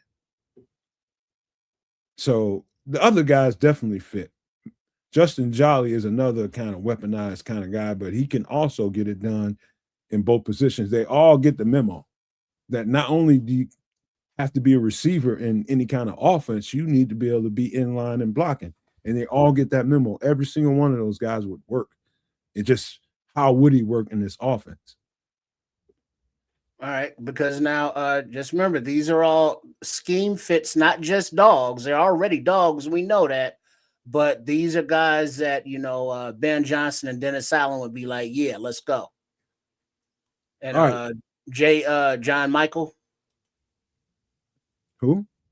John Michael Gillenborg. He fits. All right. So that's the tight end room. Now we're at offensive tackles. The thing about half of these guys is if they don't play right tackle, like Drew Shelton is the one that played, to me, the most left tackle out of them all, besides maybe Blake Miller probably played a little bit more. But yeah, the left tackle solely draft is not very rich. I think you're gonna have to look at some of these guys and see what kind of traits they have and do they transfer over. Why you keep moving around, Trip? See if they transfer over to left tackle. And I think all these guys have a skill set. However, I do think a guy like Drew Shelton probably translates a little bit better to guard. He's a bigger body. Much big. He's just a big body. You know, but that's a conversation for a whole other time. They're all fit. Mm-hmm. The same thing as Ion. Same thing with him. Pregnon, say the same thing. These are all interior guys that fit. You no need to talk about that. Arvell Reese going all the way over to edge. That's going to be, he might, depending on where they decide to draft a guy like him, it's going to be funny where if somebody asks him just to be a linebacker, play linebacker, be my middle linebacker or my will linebacker, can he be okay with that? He thinks his best position is edge. Now, I'm talking about what he said. Okay. I just jumped the gun a little bit, but over to Ruben Bain and the defensive lineman, I think Ruben Bain is going to be more D tackle as his career goes on. I think he can play edge and get you some reps over there, but that's more of a Cam Jordan type of body. So who would who's Dennis Allen fits in D line? All three of those guys. Lee Hunt. And for those that can't see the Fits, I'm just changing their name to blue. The non-Fits but dogs remaining in black. I would highlight more than anything Peter Woods and in this group here, Peter Woods and Lee Hunter in this set.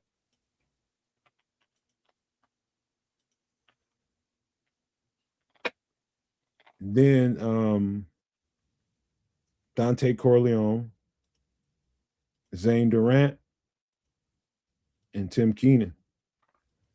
All right. Caleb Proctor as well. So any one of these could be our new D tackle. All right, now I guess we're over the edge. Yeah. David Bailey. Keem Mesidor. Keldrick Falk, but we didn't highlight him.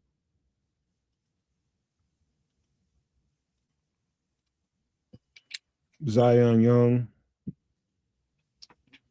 Gabe Akis. Oops, my bad. Hold on. Wrong one. There we go.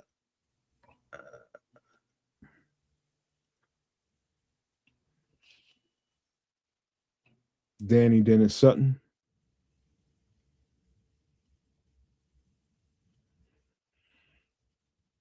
A sleeper down there is Vincent Anthony. And Mikael Kamara. Also George Gums. All righty. And Gums.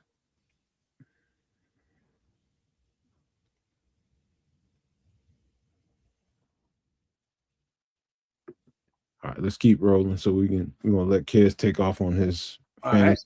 Right. I didn't think trying to do all this, man. Golly. I got to set up the board. We didn't do linebacker. We're on linebacker. All right. The best fits for us: Galladay, Styles, CJ Allen. The first four. All first four? Okay. All right. They weren't on the okay. All right, let's do that. And then we will do that. Kyle Lewis, Deontay Lawson, Harold Perkins, Like the whole goddamn list there. So all of them? Yep. And Red Murdoch. All right.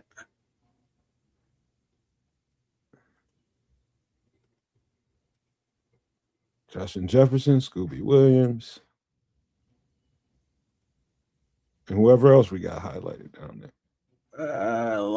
That's all right now for linebackers. Cornerback, scheme fits for Dennis Allen's defense. All of them.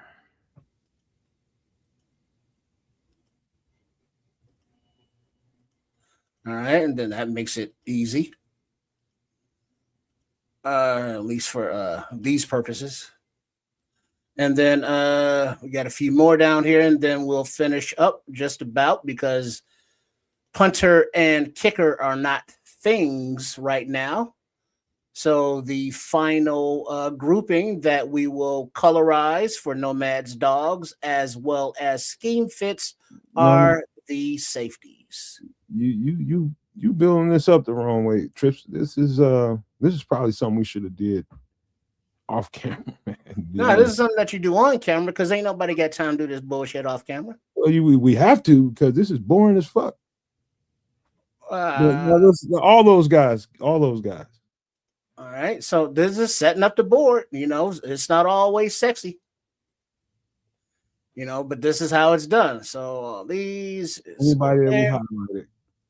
And so now, once we get all these done, when we come back next week or the next time we do the draft talk, you know, this part's already done. And so we'll just add more players to it as Nomad discovers them, if any. And then, you know, we can take them, and now we'll cut all of these out, and then we'll, you know, progress on, you know, throughout the off season. All right. We done? So that's how, you know, we're building this board. You know, this is just the first phase of it. So now we can take a smaller look. Oh, that's too small. And so now you can see here, these are Nomad's dogs, and the ones highlighted in blue are scheme fits. So we will stop this here. We got these still to get through, if any. And then we are building the board, y'all. Let me answer a quick question. Leo Factor says, Nomad, which interior D-line guy on that list you think Dennis Allen would be asking for? I tell you, the first name that popped up in my head is a guy a little bit further down the line, and that's the Godfather, Dante Corleone. Dante Corleone is definitely a Dennis Allen type guy. Built low to the ground, stocky, run plugger. He's gonna mess it up in the middle for a lot of teams, man. And that's not 3-tech stuff, but these are the kind of guys that Dennis Allen is looking for guys that are built low to the ground and can really get off the ball and get inside your pass blockers or your blockers, period. He's looking for those types of guys. That's just the guy that just jumps off my head. Caleb Proctor is another one. But, you know, some of the higher end guys, Zane Durant, you know, you got your go to the very top of the defensive line and your Peter Woods kind of guys, but those are the kind of guys that stick out to me. All right, Trips, we got to get into some mock draft shit. You do this on your own. Fix this up. I'm not doing this. I ain't making these picks. All right, kids, you ready to take off, man? Because you got another perspective as you go into the draft now. We just did that. Okay. Yeah. Let me do it on the other console. Bear with me. Why you getting on me? Why you getting on me, Paul? I'm just like, this is like I prepare for shows. Like I prepare for shows. One thing you can know about me is I prepare for shows. I wasn't prepared for this. We talked about it, and I was telling Tripp something off camera about it. I didn't know he wanted to do that tonight. you know. But that's what I'm talking about. It's not that I don't want to talk about it. I love to talk about where I think these guys rank up. I just wasn't prepared for it right now. That's all. But let's pull up that simulator, you guys. Let's get it popping. You gonna do that, kids? I got you. All right, huh? If he's gonna be drafting, I think you should, Trips. All right, Trip, you can pull it up. I've already shined with that. Let him shine with this draft. All right, which one were you using? You can use the stick to the model, actually. Up to you, though. Oh, okay. All right. 1 second here. Let me hold on. Stick to the model. Okay, let me go there. And then click on there. What are we doing? We're draft simulating. So I will click there. And I have to reload that. And then I have to share the screen over here, which I will do. All right. No ham-handed moves. Some competition. And boom. There it is. All right, Trip. All right, kids. No ham-handed moves? Without some consultation, man. Let's do this.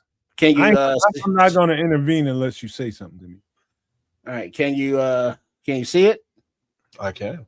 You might want to blow it up a little more, though. We'll make it full screen. I got you. Wait, hold on. Hold on. Let me get in here.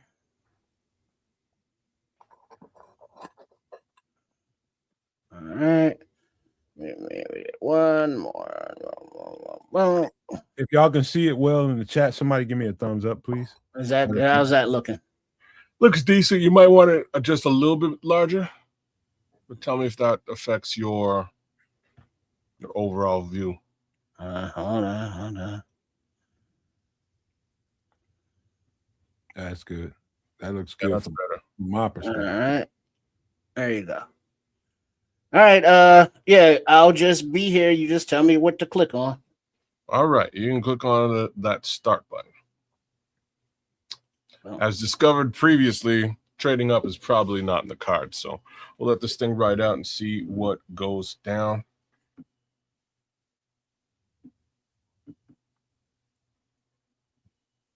All right. Before you take off on the first pick, remember what we done in free agency. Yeah. Look at those trades. Nothing I'm willing to take. Let's close it. Yeah, so from 25 to 33, 27, 32, and 46, and future seconds. Yeah, I'm not interested. First, let's read to the chat what was being offered to you, because I'm not sure everybody can see this the right way. The Jets. Okay. All right, so 4 trade offers, all of which consist of future second rounders, but you can trade back to the 27, 32, 33, or 46 pick. Interested in any of those? No dice for me. I'm only interested in trading for stuff that'll give me more stock in this year's draft. So I'm not. What I think Patrick wants to see is a counter trade offer. We haven't done much of that. So that means putting your thinking cap on a little bit, kids. Here, if you see something that you quasi like, let's see what that looks like. Here, hold on. That makes things a bit easier for me.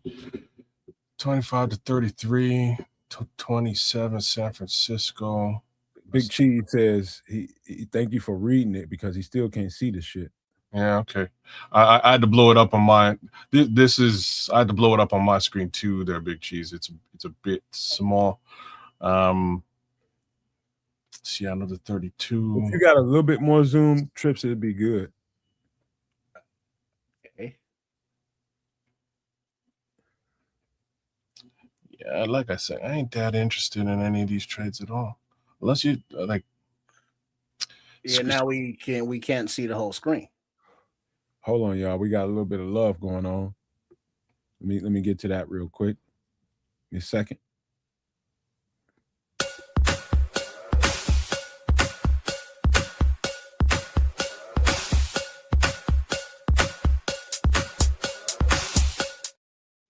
Leo Factor with the $4.99 super chat. Leo, you know we love you, bro. Big ups, Leo. Yeah, this is as big as it gets because the other one distorts the screen. All right, that's good. Good enough. We just have to explain it out from here on, man. So, okay, so just do me a favor, close this for a second before we go through this thing once more. Slowly scroll down the left-hand side for me, please. Thank you.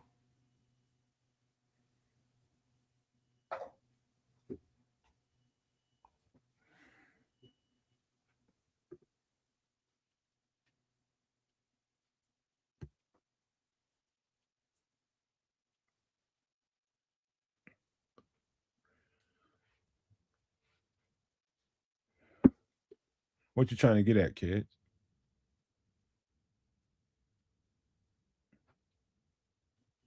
Okay. I'm just trying to see very, very quickly if Mesidor is taken. I don't see him being taken yet. He must still be on the board here somewhere. I think that's if he's there, he's the most sensible move. Right there. There he is. And you have to take him.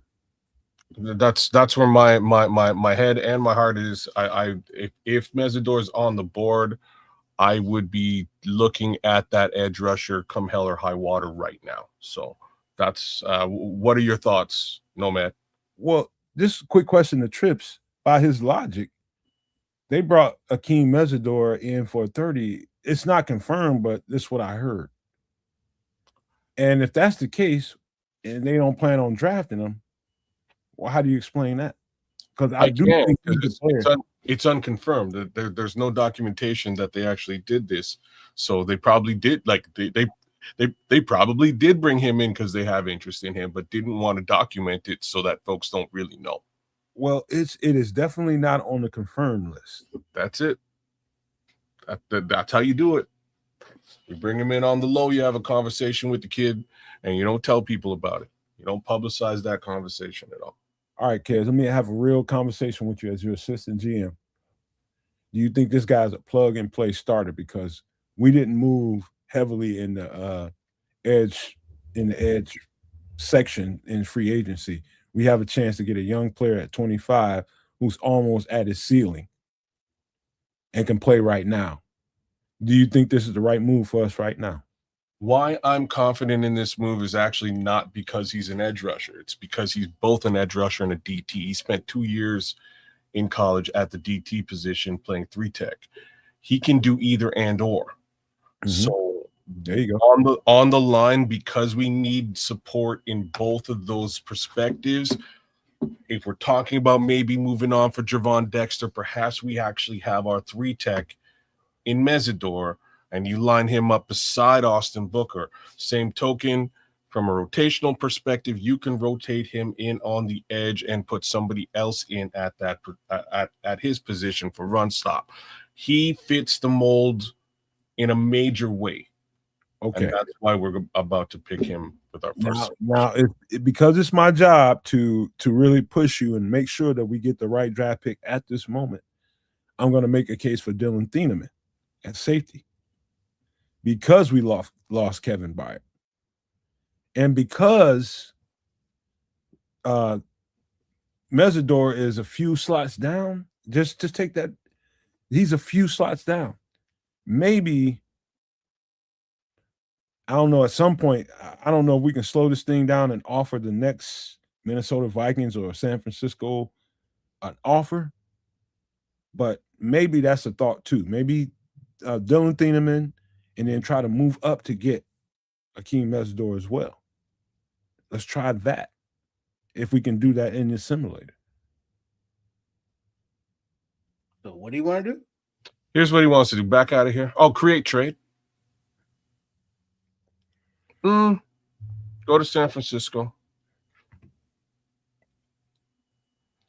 Yeah, definitely looking for another edge rusher. Like this is going to cost us a fortune. What do you mean by a fortune? You're about to find out. I'm very happy to get my safety in the second round. So we want pick number 27 from San Francisco. That's what we want. We're willing to put up pick. God. pick number 60. And we're willing to put up a third rounder next year. Like that. What does that give us? No. Make it a second rounder next year. No. You might have to give up a first to get to this. All right, make it a first rounder next year. Like this is very. Yeah, they'll accept that. So you're giving up 60 and your 2027 first round pick. And then you're getting exactly what you're looking for in this draft because you didn't replace it in free agency. Hold on now, make it 89. Take number 60 off. Let's see what 89 looks like. Let's go. That's below, but propose and they reject it. Okay, we're gonna go back. We'll throw a late round pick in there too. I like this. Exercising some options here. So what? So first rounder next year, pick number 89, which is super duper close. And scroll down and pick one of our later round. Pick one of these. Hey, Scrolls, anybody see? Yeah, your value offered is 207 to 216. And these aren't going to move the needle, these 1-and-1s. Shit. Now you have to give up 129 to make it happen. That does make it happen. But now you're cutting out you already giving them the first round of next year. Now you're giving up this year's picks too, So this is the problem. So let's not do 129 this year. Let's go back to scroll down. Oh, you took it off. Select a fourth rounder next year. See if that fits the bill. That does. Proposed trade. Nope. Rejected. You're offered 219, difference 3 points. For some reason, they say no. Go on and give it up. Give up that one. I already gave up the one. I mean, you got to give up more than the one because the one's already gone. So the 1 plus 89 plus what? You can't give up any future. So we can give a third in the future. You can give it 28. Try that. Okay, 28 third.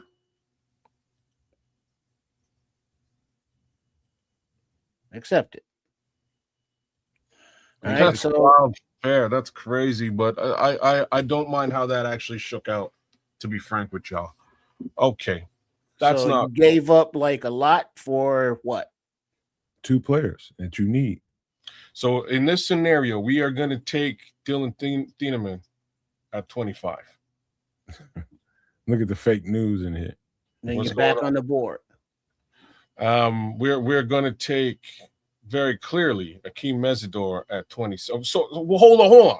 Before we press that draft, click on trade for me, please. Let me see if the trades look any better here. Right, no. So to go from 27 to go from 42 in a future second and to go to 37 in a future second. Don't fuck with it, kid. You're gonna get juiced. No. So let's go ahead and pick Akeem. Right, we have our 25-year-old. We have our /DT. I love it. And you have 5 picks remaining. And you got options to trade back a little bit and get you some more capital. Look at what are our trade. Yeah, click on trade here right now. All right, to go from 57, Miami's offering 75 and 87. Eagles are offering 68 and 98. I'd take the first one. I love both these trades. We're gonna press close though. I love both these trades. I'm just hoping I can get something very similar. You need volume now because you just gave up some capital. I actually really like where we are right now though. What are your thoughts on Jake Golladay right here and or Jacob Rodriguez right here? Neither one of them are as good as as some of the move downs you're going to get. Neither one. Okay, then we're gonna look at that trade situation again. We're gonna take. You're trying to redeem yourself from what we're gonna take 68 and 90. No, we'll take the Miami. We'll take the Miami. It's fine. That's how. Let's use that as our one trade back. Unless you see something you can't. Well, I would almost do it again, depending on what look at it. Let's try to go for right now. You're on the board at 60. The offers are from Carolina to go to 83 and 119. The Colts to go to 78 and they'll give you 113. New Orleans to go to 73 and they'll throw in 92. Philly to go to 68 and they'll throw in 98. And Seattle to move back one spot to 61 and a future third. So, given what Patrick Higgins is saying here, I'm going to go with the Philly trade here as well. Hold on, Ed. You're moving back a lot now. Okay, I'm gonna roll with this one. I'm gonna be. It's only 8 selections, and I'm doing it strictly because I get a selection in this draft now. So I just scored 2 more picks, and I think that'll really help us round everything out. So I'm gonna go ahead and take this Philadelphia trade, Trip. I'm gonna co-sign that. That's make sure that's the last trade back. So I'm good. I'm good. Now that we've got 2 more, I think we can really do some damage. So now your picks remaining are 68, 75, 87, 98, 129, 239, and 241. I'd say look at receiver or linebacker here. I'm actually going to look at running back because now you're going to be ham-handed. No. I just scored 2. I've nailed the 2 major issues on the team. There's more that I can do, but these 2, I have 2 luxury selections now. So look at linebacker for me, please. Sorry, my bad. Running back. Pardon me. Yeah, there he is. Okay. Before we do that, my next selection is. At least look at the linebackers. You're at 68 now, and then 75 and 87.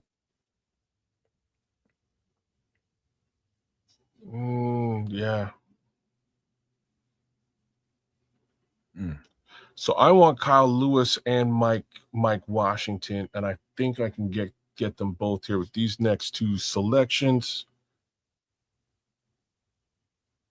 I think I can get Kyle. I think I can get Kyle Lewis with my next selection. Let's go all. I just want to see all.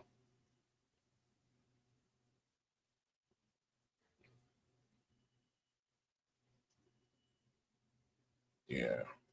Let's see. You got to vote for trading Stooks. Trading Stooks is a what? Safety? I just picked safety, bro. No, he's a slot corner, boundary corner. He can play any corner or safety if you need him to. He's good. He's really good. And we've already addressed safety with Thieneman and edge with Mesidor. Okay. I'm selecting Mike Washington here. Do you have an issue with that, Nomad? I don't have an issue with anything. I'm just gonna counter if I can. Yes. If that's what you want, go ahead and do it. I think he'll be gone by the time I make another move here. And I'm hoping, and I hoped with the right intentions, there you go, that Kyle Lewis would still be on the board, and there he is. So there's our outside linebacker again. Thoughts in respect to that? None taken. The draft button has been pressed. I thought that's what you wanted. It's all good. It is what I wanted. Oh. So at 87 now. All right, now you're at 87. Remaining picks are 98, 129, 239, and 241. You got 2 trade offers to go with Dallas from 87 back to 112, and they throw in a 152, or the Chefs to go from 87 to 109, and they throw in a 148. So I'm just not going to be a general jerk here tonight. We're going to finish this draft with the remaining 4 selections that we have. I think,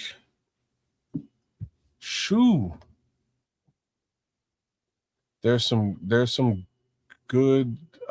Do me a favor, go to wide receiver for me, please.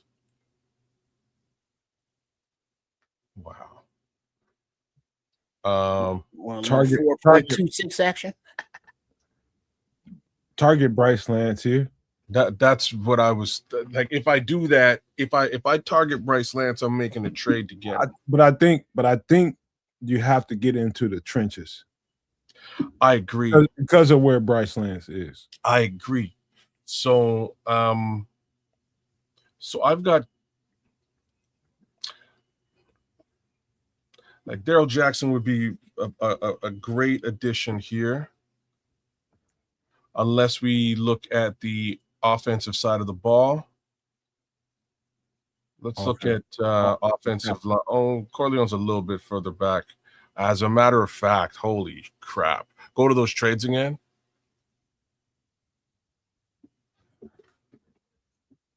Back to 109 or 112 and pick up a 148 or 152.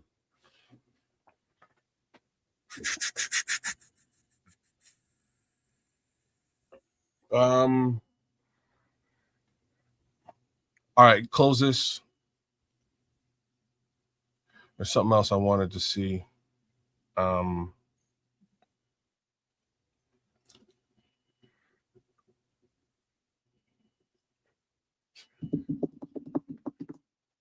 What did I want to see? Oh, I want to see center, please. Interior O-line, Iowa.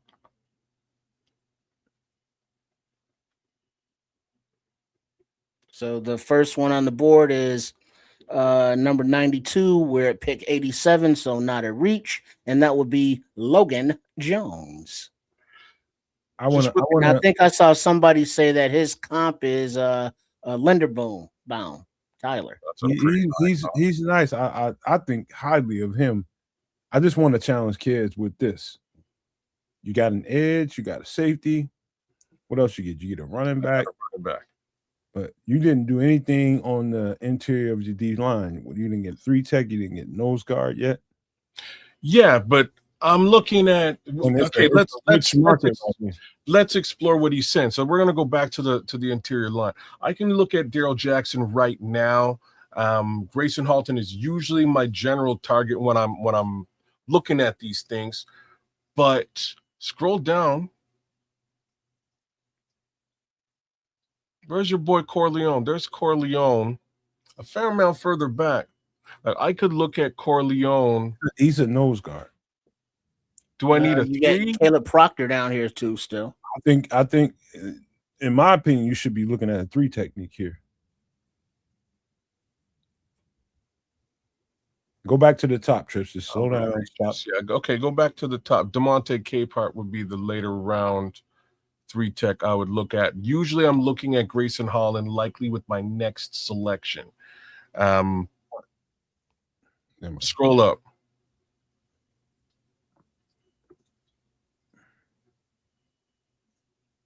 This is the top right here. This is the top? Yeah. Darrell Jackson. Yeah, he's the top. So these would be the 2 guys that I would be looking at in this position. Darrell Jackson, Grayson Halton. What are your thoughts? Either one of them. Darrell Jackson is the more ferocious of the 2.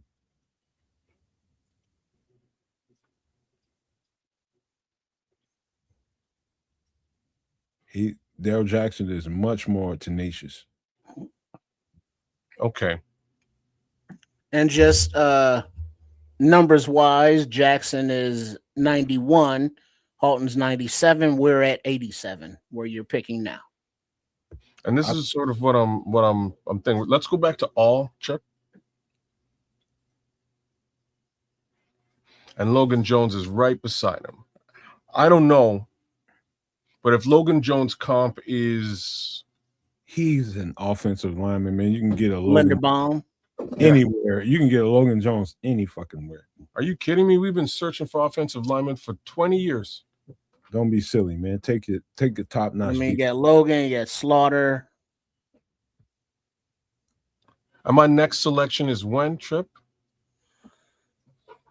Your picks. The next one after this one at 87 is 98, 129, 239, 241. Trust me, kids. I can help you down the line with the O line. Get your top notch defensive tackle.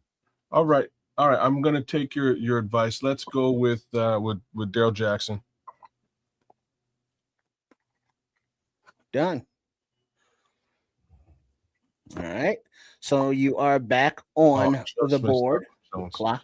Now, in my opinion, you look O-line or you look receiver. Now you do have trades. You're at 98 now. Green Bay 120, and they'll give you 160. Houston move back to 106. They'll give you 167. The Rams move back to 118. They'll give you 128. And the Giants move back 7 spots to 105, and they'll give you 145. So I'm gonna take the Giants trade. Hold on, kids. I said receiver. I think you need to look corner and O-line. And you have 4 picks remaining. 1 in the 3rd, 1 in the 4th, 2 in the 7th. I think I'm gonna take that trade. Which one? That one, the Giants trade. The Giants to go 105, 145. Just like Patrick Higgins is saying. Yeah, let's go Giants trade. All right, that is sent. Now you are back on the clock. Beautiful. So here we're going to select. Here we're going to select Bryce Lance, wide receiver. Bryce Lance, wide receiver, is selected. All right, so now remaining picks, 129, 145, 239, and 241. So 4 picks remaining as you are on the clock. No more trades, man. No more trades at all. I want to select a cornerback here or a center. I do see Crown over there. Matt Gulbin, Jude Bowery.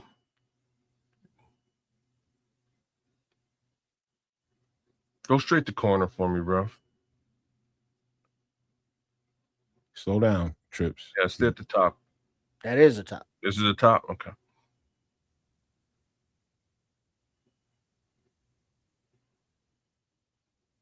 Okay, I want you to put a star beside Hezekiah Massis.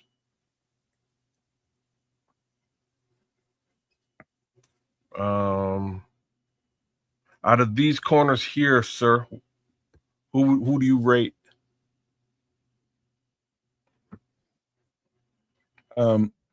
Because Hezekiah Massis, I think, is going to land as a slot corner. And we've done already what we needed to do in free agency for that position, and I don't think that's not necessary right now. So Damani Jackson is the best player available as far as that goes, and he's tough. Okay, put a star beside Damani Jackson. We can get him at 145. Anybody else that you would? Devon Marshall is tough. Okay, one more. Okay. All right. Anyone else? Yeah, there's a few of them, but we'll keep going. Okay. So we're gonna get the corner at 145. At 129, let's go back to interior offensive line.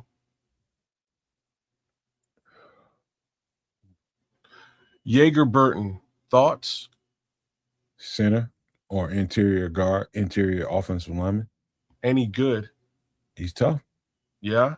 Worth drafting at 129? Not over Damani Jackson. I'll get Damani Jackson at 145. Okay.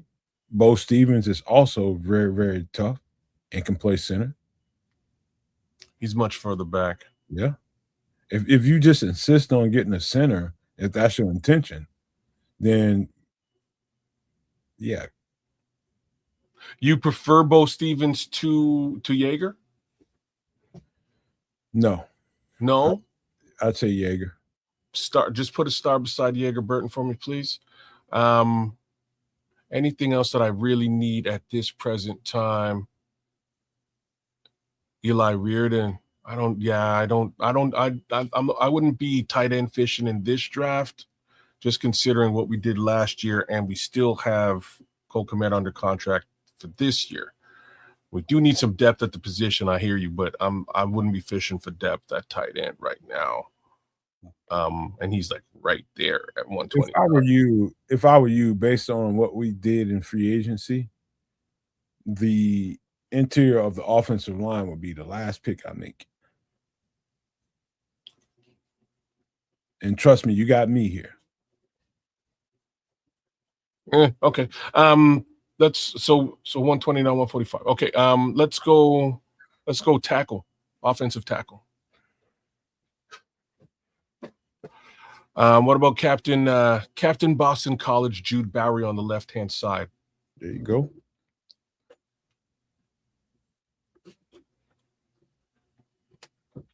All right. If that's where you want to go, there. Well, I'm just looking at what I haven't addressed thus far. I think this is a good look, actually, right here. Now I'm talking Boston College. There's two more. How many picks you got left, kid? 4. And I think it's a good place to 5. double down on that defensive tackle, and then get some of your other ancillary pieces. I'm gonna go back to DT. Yeah. Go to the line and see if anything viable's been left over. Oh, there's a lot. Zane Durant. That's great. Caleb Proctor. Devontae. Go all the way to the top there. Now it's about what you're looking for. You're looking for a plug. You're looking for a 3 technique. You already got your plug in Daryl Jackson. 3 technique is Zane Durant. I thought Daryl Jackson was listed as a 3. Trust me, he ain't. I think it's Zane Durant or Caleb Proctor. And if you want to wait on that, Caleb Proctor. I think I do. Let me just click on what my picks are one more time. Target Caleb Proctor is what you want to do. 1, 2, 3, 4.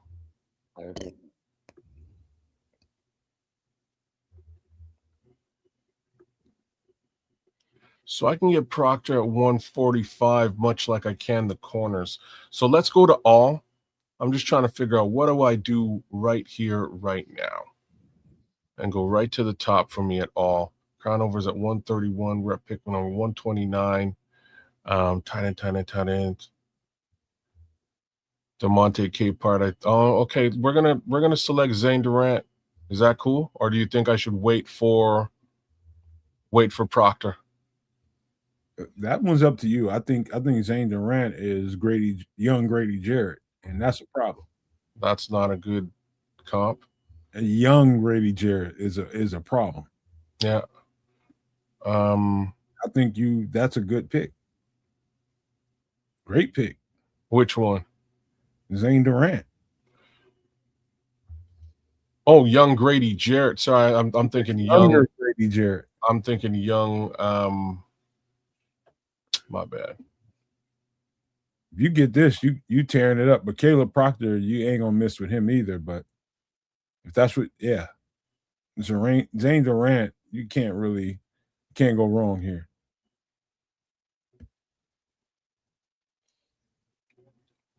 Okay, Zane Durant.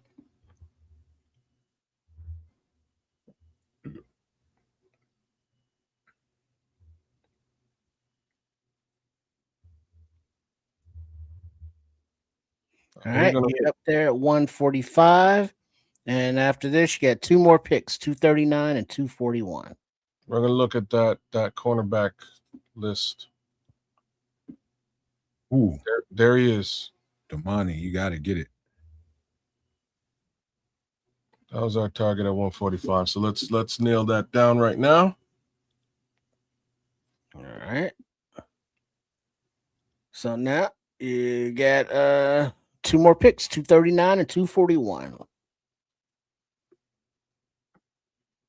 So I'm hoping at this stage of the draft, John Michael Gillenborg is floating around here.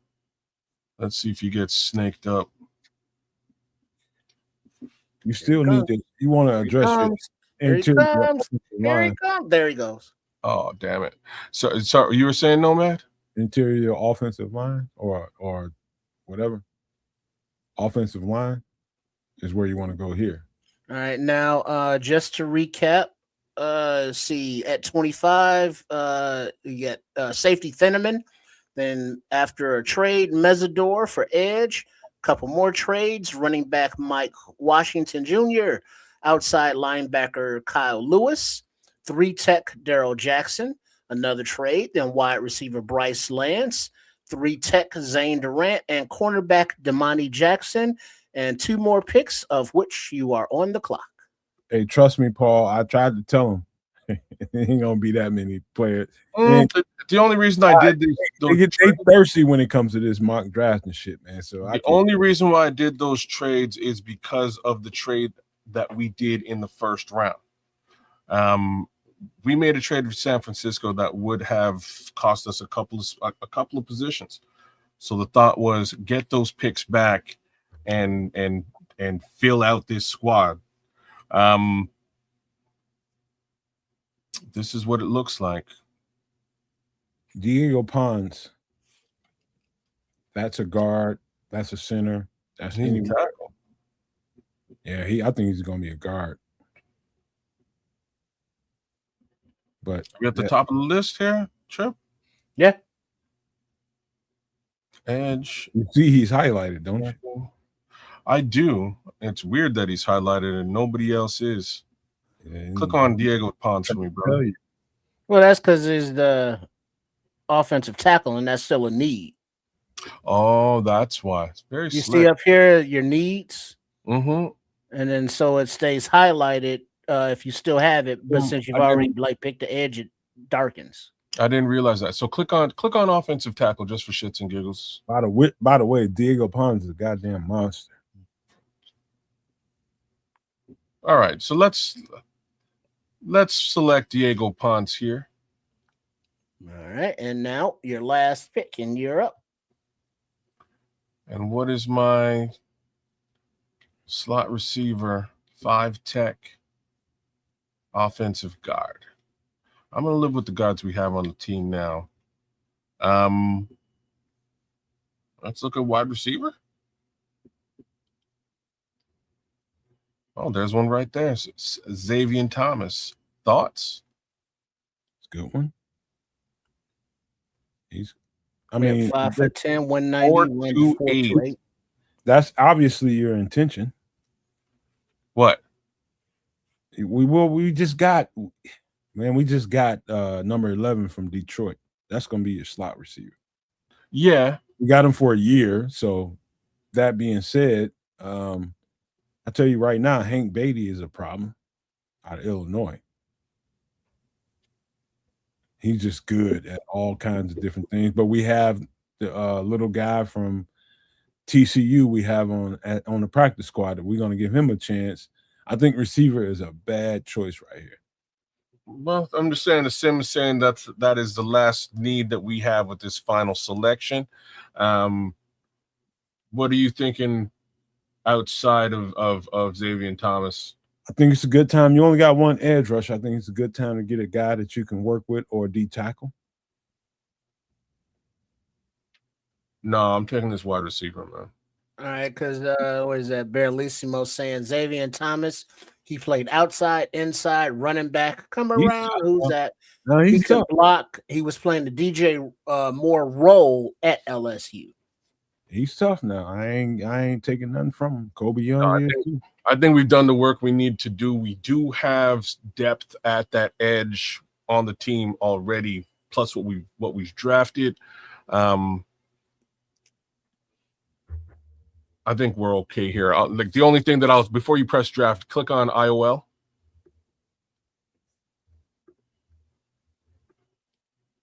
Anything jump? I'm interested in a center if there's a notable center here, but very doubtful at this place in the draft. It is this centers there, man. If that's what you want.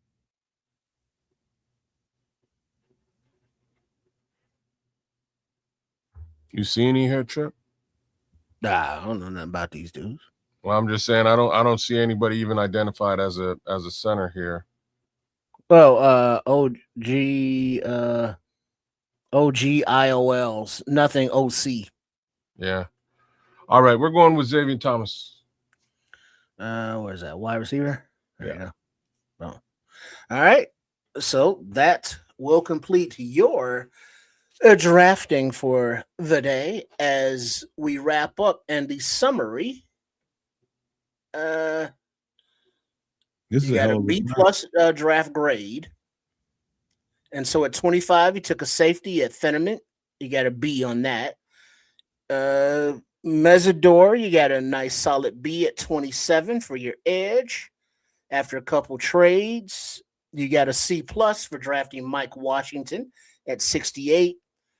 Kyle Lewis, your outside linebacker at 75. You got a grade of a B, but an A minus for taking Daryl Jackson, your 3-tech at 87.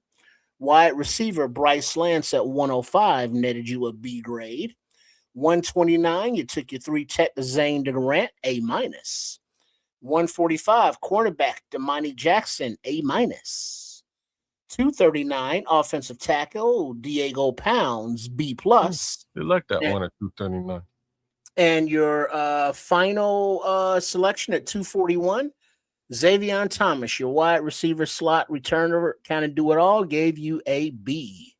Well, let's just shrink it down so where we can see the whole draft trips. Let me see where that is. Hold on. There's a lot of information going on down here. See, they hated our trade up, and that's kind of why I had to make up for it with them remaining trades. All right, so if you can -9. expand that a little bit. No, that's it. All right. This is don't move around. This is a good draft, kids. You want to explain what you did here? Sure. So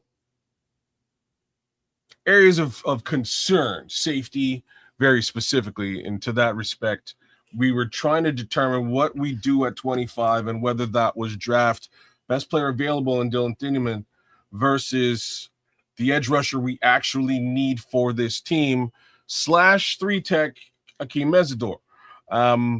What we came up with was let's go fleece the San Francisco 49ers.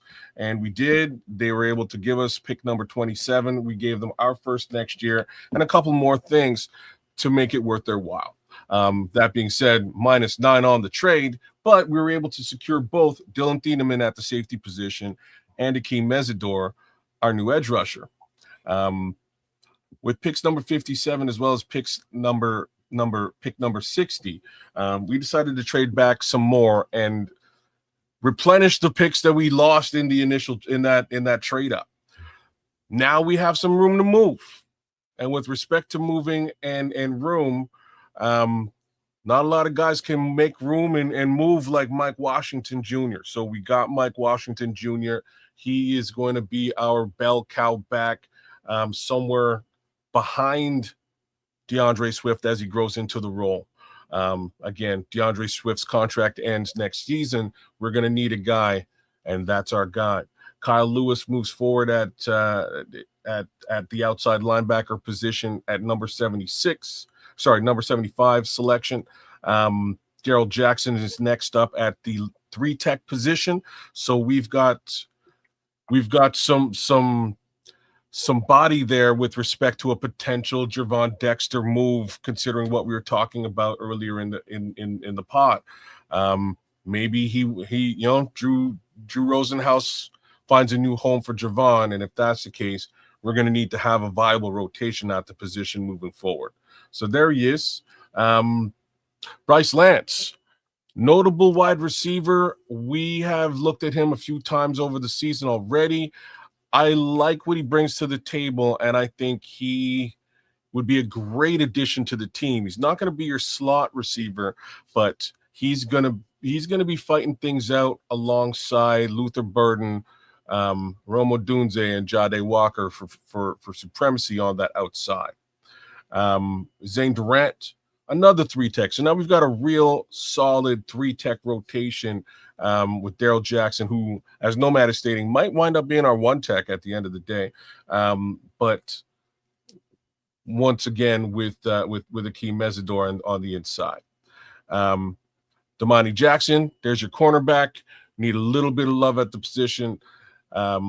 Diego Pounds, offensive tackle. We could always use some help at that on that left-hand side. We'll see what we do with Mr. Pounds. And Xavier Thomas, inside interior for the slot. We have a 1-year deal with Khalif Raymond.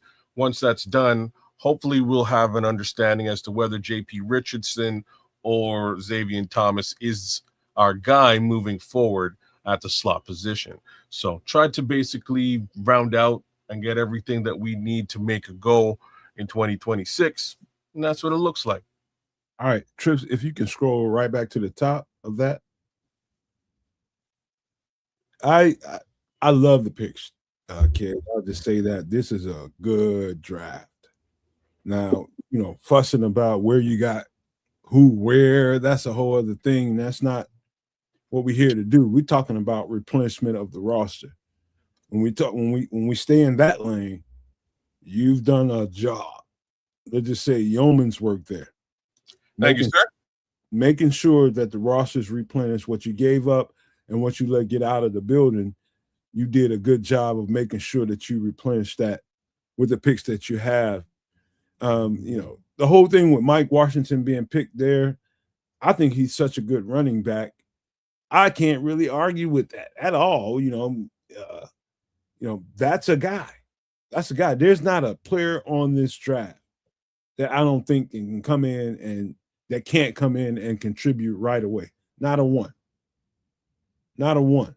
And with 22 roster spots open, or 21, however many there are, you've done a good job of making sure that you got guys that you picked in this draft that can come in there and fill in those roles right now. So hell of a draft, man. This is good. I was just trying to be your side piece, your wingman on this, and good on you, man. This is a good draft, kids. This is just, I can't say enough about this. This is a really good draft. Thank you, sir. Yeah, I think again, the intention was to touch on all of the areas of concern, and I think we've done that, maybe with the slight exception of center. We did some work at the center position in the off season. Maybe again, that's your point of contention, depending on how it shakes out next year. But at this present time, looking at what I put down here, I think we've got a really, really decent looking squad to complement what we've done in what we've done in free agency. So Leo wants to know, he's like, who's our free safety and strong safety now with this draft? And if you don't mind, I'll answer that. Mm-hmm. At this point, with what we have with Kobe Bryant, I think you leave Thieneman out top. And that's your free safety. So Thieneman's a free and Kobe Bryant is the strong. Bigger player, not only because he's a bigger player, and actually it should work in reverse. The bigger player should be playing in the box. But I think Thieneman has such good instincts and such good, they both of those players have kind of the exact same attributes, but a bigger player that has a little bit more range, longer arms, longer legs. He can close on the ball, make a play on the ball a little bit better than Kobe Bryant can, because Kobe Bryant's a little shorter arms, and Thieneman has traits to him that I think he plays the Kevin Byard role in this defense. Perfect. Yeah, I will be surprised if Ben Johnson doesn't make some sort of a wild running back move in this draft. It's either a running back or a wide receiver. So keep your eyes peeled. Something on the offense is going to happen. I know it is. I'm just not sure what. I can see the Mike Washington thing happening. Just saying. All right. we're gonna take this down, man. We're gonna have a little conversation. Much as y'all hate it. I don't hate. I don't. You talking about not you. I'm talking to the chat right now. This is me. This is me in the chat. Hey, this is this good draft, man. Our best thing I can tell you is screenshot that and put it out there on social media. Best thing I can tell you. It's a good draft. Really good draft. Might be the best one I've seen so far. And that's because of what you had to do to attain Akeem Mesidor. And there might be some people that argue, whoa, kids, you gave up capital. Yeah, that's what you have to do to get a better player. Period. You want to get if you need what you need and you need to get what you need, guess what? You had to give something to get something. And well, I appreciate what you went through to get it. Look, I'm not a fan of what we did there to do that. I'll be honest about it. But at the same time, anything that allows me to fleece the San Francisco 49ers is a good thing. So let me be completely honest about it. Guess what? For the fans of the Nomad Network and Sports Chicago Style and Kids of Canuck, I don't think we've done that yet. Never. And that's a good exercise to see what it might have to take to sweeten up a pot to get a player that you really covet. Well, in this case, to get both the players you really covet, because it's not just Akeem, it is Akeem and Dylan, and having the ability to do exactly that. So that's not really on the docket in most mock drafts. Most mock drafts will grab the one player and keep him moving. And I agree with that. Under normal pretenses, that's what I was planning to do. But we did something a little bit different this time around. We spent a little bit of capital. We lost out on a number one selection, first round selection next year. Why I'm actually comfortable with that? Because if we perform well this year, it's probably going to be towards the back of the first round anyways. All right. I'll tell you what, Trips, good job managing things, man, and making sure the filter was there. You kept things rolling. Good job, man.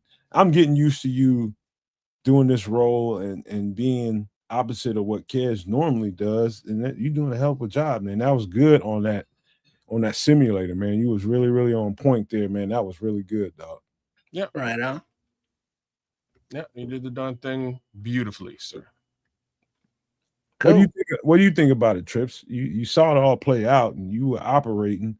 What do you think? Yeah, I mean, it was cool. I mean, that's the thing, though. There's many different directions that you can go, and that's not even including trades.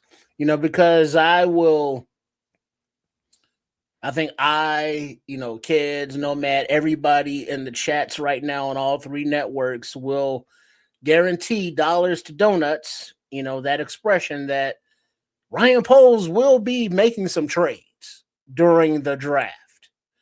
Will they be up? Will they be down? We don't know. But I think given his history that if he does not make any trades, that will be out of his normal MO, his normal modus operandi. So doing the experiments of trading up, sure, giving up future capital and trading back, a little bit of both. That's just kind of a Ryan Poles thing. So go through, make your draft board, I know, because I know like Barlissimo and all the draft nicks already got their boards. They probably get all the colors and pictures and all that shit. But, then you star them, it's like, who's your number one, number two, number three at each position. And then, you're just like, all right, now you're going to hone it in because the draft's only a month away, scant amount of time to do this. So glad that, we could be entertaining and give you different perspectives of it. So it's like, hey, only a little more than a month away, but make sure you are here for the live draft call so we can see how many of these players we're cheering for when they're selected. Okay, let me kind of I'm around the curve a little bit on this whole draft conversation, the Bears conversation. We're talking about free agency. We're talking about this draft that just happened. I'm around the curve a little bit and kind of prick a little bit.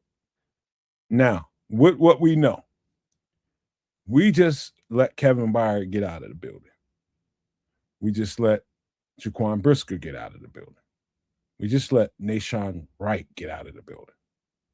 Those three guys in particular, hell, I didn't know we were going to be talking about Nahshon Wright in the offseason as a guy that we wish we can hold on to. But as the conversations persisted since the season ended, we kind of felt like Nahshon Wright would be a guy that's going to probably be out of our price range. He's a Pro Bowler from the goddamn practice squad, right? We kind of knew that Nahshon Wright wouldn't be back in the building. I was prepared for that mentally. Me too.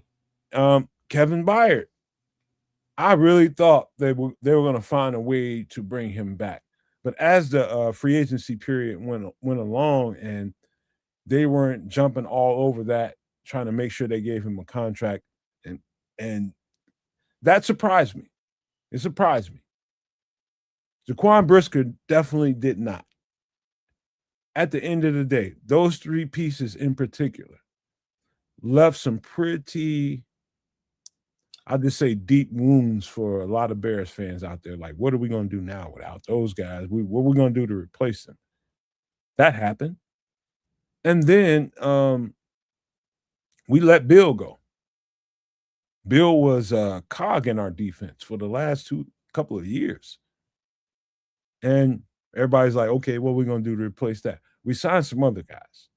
And so what I say to what Kez just did in this draft versus what we let go, I think he rounded that shit to home plate very well per that draft. That was exactly what you have to do when you let go of those particular kinds of players. You have to make sure you replenish the depth. And so it was done right, man. That was done right and almost as realistic as I can imagine. Maybe minus a trade or two, but that was done very realistically, in my opinion. Cool. Yeah. Like I said, that was that was what I had in mind, was again to replenish exactly that depth. And that includes at the wide receiver position with DJ Moore gone too. You know, the one guy that you didn't happen to mention there. You really focused on defense, but yeah, that was the other area that I kind of kept in mind. The running back was again a luxury thing because of those trades that I made, but I can only see potentially the Bears moving away from DeAndre Swift and the price tag, more so the price tag thereof, in the year to come. Not this year. I don't see that happening unless, Mike Washington shows up on the team, just goes ham, which could also happen, but doubtful.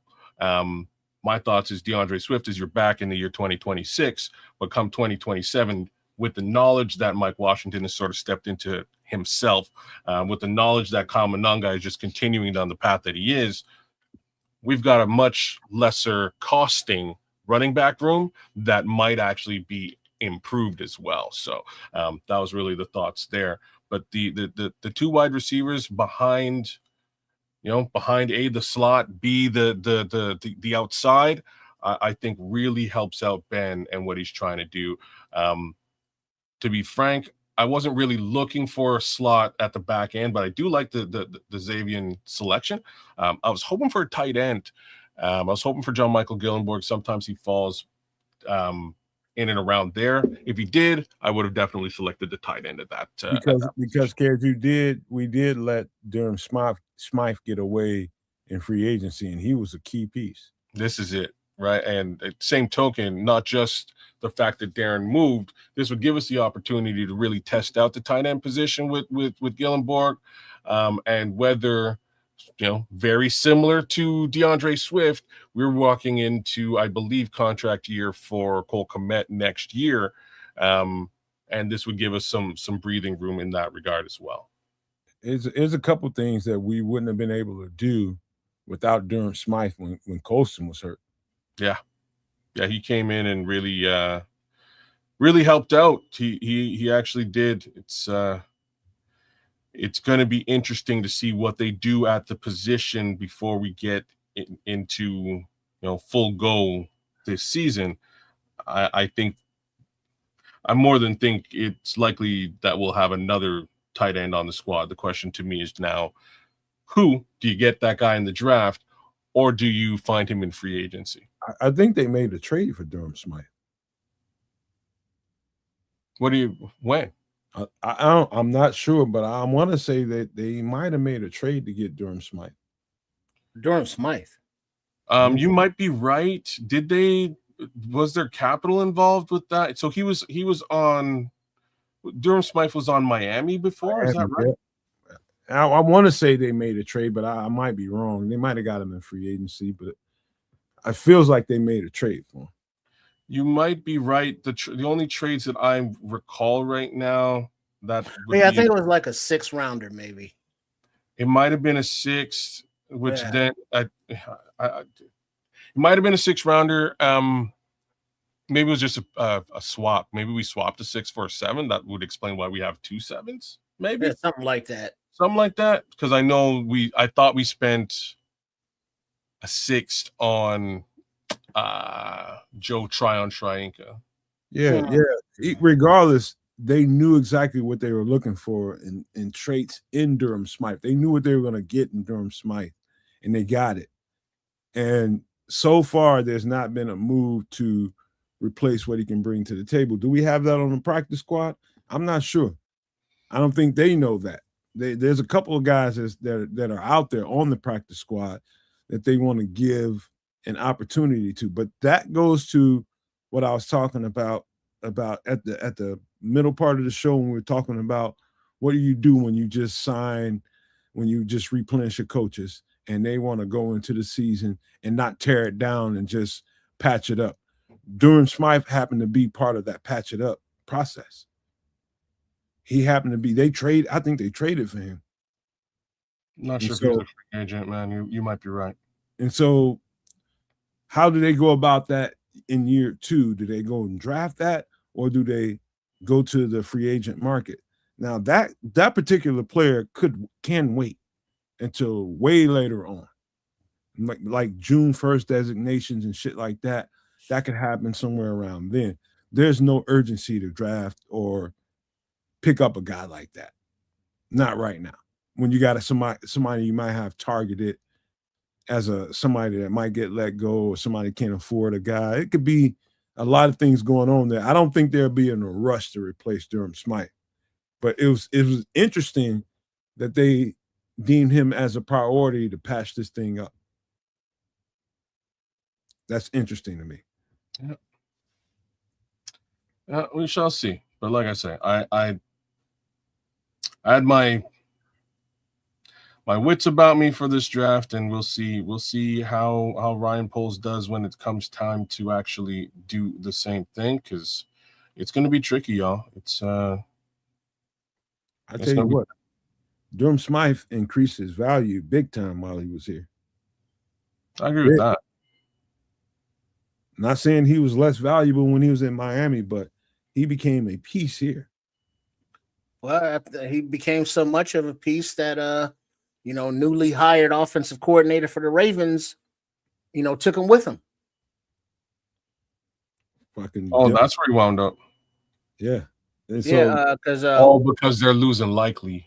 Declan Doyle. Likely to lose likely. Yeah, Declan Doyle was like, yeah, come on, Smythe, roll with me. Yeah. I just wanted to throw that out there, man, because what we see as this is what we need versus what the team might, I'm trying my best to get as close as I can personally in the conversations that I have with the No Maniacs, the Super No Maniacs, and everybody that's watching the show and support what we do on Kids of Canuck and on Sports Chicago Style. We're trying to get closer to the reality of what might be going on in there. And they're always leaving little crumbs. And I look at the last season, the previous season, as those are the huge boulder crumbs.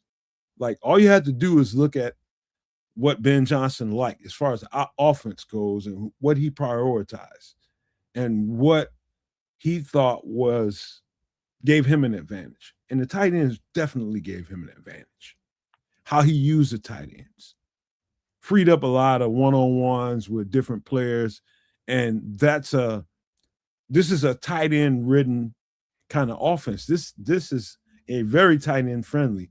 And if you can block in this offense as a tight end, you're definitely on Ben Johnson's radar. You're like his antennas are like peaking. If you can block and you can play as a receiver, you're valuable in Ben Johnson's offense. So that's what I think about tight end and offense when it comes to Ben Johnson. He really uses that to make the offense more dynamic and free up stuff. That's what he does. And so, good draft, man. But, hey, guys, I got to get ready. Unless y'all got some other thoughts, man, I got to get ready to get out of here.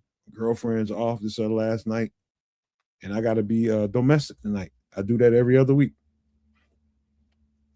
Well, I'm with you. Awesome draft, awesome conversation. I really enjoyed the conversation to start this show out. I think it's really the conversation that's being had with respect to the Chicago Bears between Bears fans, whether it's on Twitter, Facebook, or wherever, face to face. So we'll see how this team continues to grow and build. I'm excited for whatever that looks like, and you're gonna find conversations like that right here at Kids of Canuck on YouTube, right there at Sports Chicago Style, as well as on the Nomad Network, live on Nomad Live. Ain't no foot touching around here, Scrolls. Ain't nobody touching no foot. Foot tasting? Ain't no foot tasting, no foot touching. That shit around here. Uh-huh. There's other body parts, man. Fuck them feet. Whoa. Where we going? No, don't even get them started, man. We got to get ready to get out of here. Well, big up to everybody. Thanks for tuning in and bearing with us and joining in and participating in all that fun stuff. And I guess we look forward to seeing you on Wednesday for some extra sauce. And also a shout out to Chef Trips. I was with him doing some filming earlier, and he said he's looking forward to being with y'all this week for a twist on a Chicago classic, whatever that means. So MF in the kitchen, Wednesday, and I'm looking forward to seeing what he does, because he is a character. We will check y'all then. Shout out to Smitty, the king of replay, man. Lately, he been on the road trying to do his damn job, and he got to catch us on replay, man. We love you, Smitty. Just know that, dog. We with you. Wherever you go, we with you, man. And the fact that he gonna watch everything on replay, man, he's dialed in, man. Smitty's dialed in. He knows there's gonna be some nuggets that's gonna get said on all these shows, and he's gonna make sure he watches that show in the entirety. And I encourage everybody that can't watch it live, catch it on the replay, man, and watch it through, because there's always nuggets being given during these shows. Every time I rewatch the show, there's always nuggets. I'm like, damn, we said that. We said this. We talked about that. I forget it sometimes because we're live on the show and we're doing it in real time. I forget that we said these things. I'm like, damn, we need to make a short out of that. But yeah, that's just how dialed in we get on this channel, man. So there ain't no other network that can really point out some of the things that we do, man. And I'm proud of that. I'm very proud of that. I'm proud of these boys right here too, man. So I just thank y'all for being here. Any last thoughts before we go? Because I'm about to close this thing down. All right. I love you all. Appreciate you for being here. Pay close attention to what we're saying. Watch it on replay. Please send it out to your friends and family members. Let people know what we do. And make sure that they subscribe and hit the like button, man, because that's so important. And it's totally free for all three channels, Kids of Canuck, Sports Chicago Style, and the Nomad Network. Everything we're asking is totally free. So do those things. Share it with your people. Make sure your people know that love the Bears, know that we talk what we're talking about. And on Wednesday, I just want to leave you with this before we go. Somehow, some way, I'm gathering some information about some things that I'm hearing about, and I'm talking about the Doomsday Survival part of the show. We need to pay real close attention to what we're going to have to say there on Wednesday gathering some information. Now, hopefully that thing will be 360 degrees by the time we get to the show on Wednesday, but there's some stuff that we need to know. I'm talking about as a society, a human society, and around the world. I don't care whether you're in Canada, Switzerland, I don't give a shit where you are. Africa, whether you're in Israel, Palestine, I don't care where you are. You need to pay attention to that part of the show come Wednesday at 8 p.m. Central. You should know what's coming down the pipe because I'm gathering information and I'm telling you, it's very, I don't want to scare nobody, but it's kind of alarming. I'll just say that. But just to avoid politics, I just want to focus on that right there. But we love you all for being here. Don't forget, 8 p.m. Central on Wednesday night, man. Make sure you show up for that, some extra sauce. But I want to leave you guys with these famous words. Love, peace, and hair grease, y'all.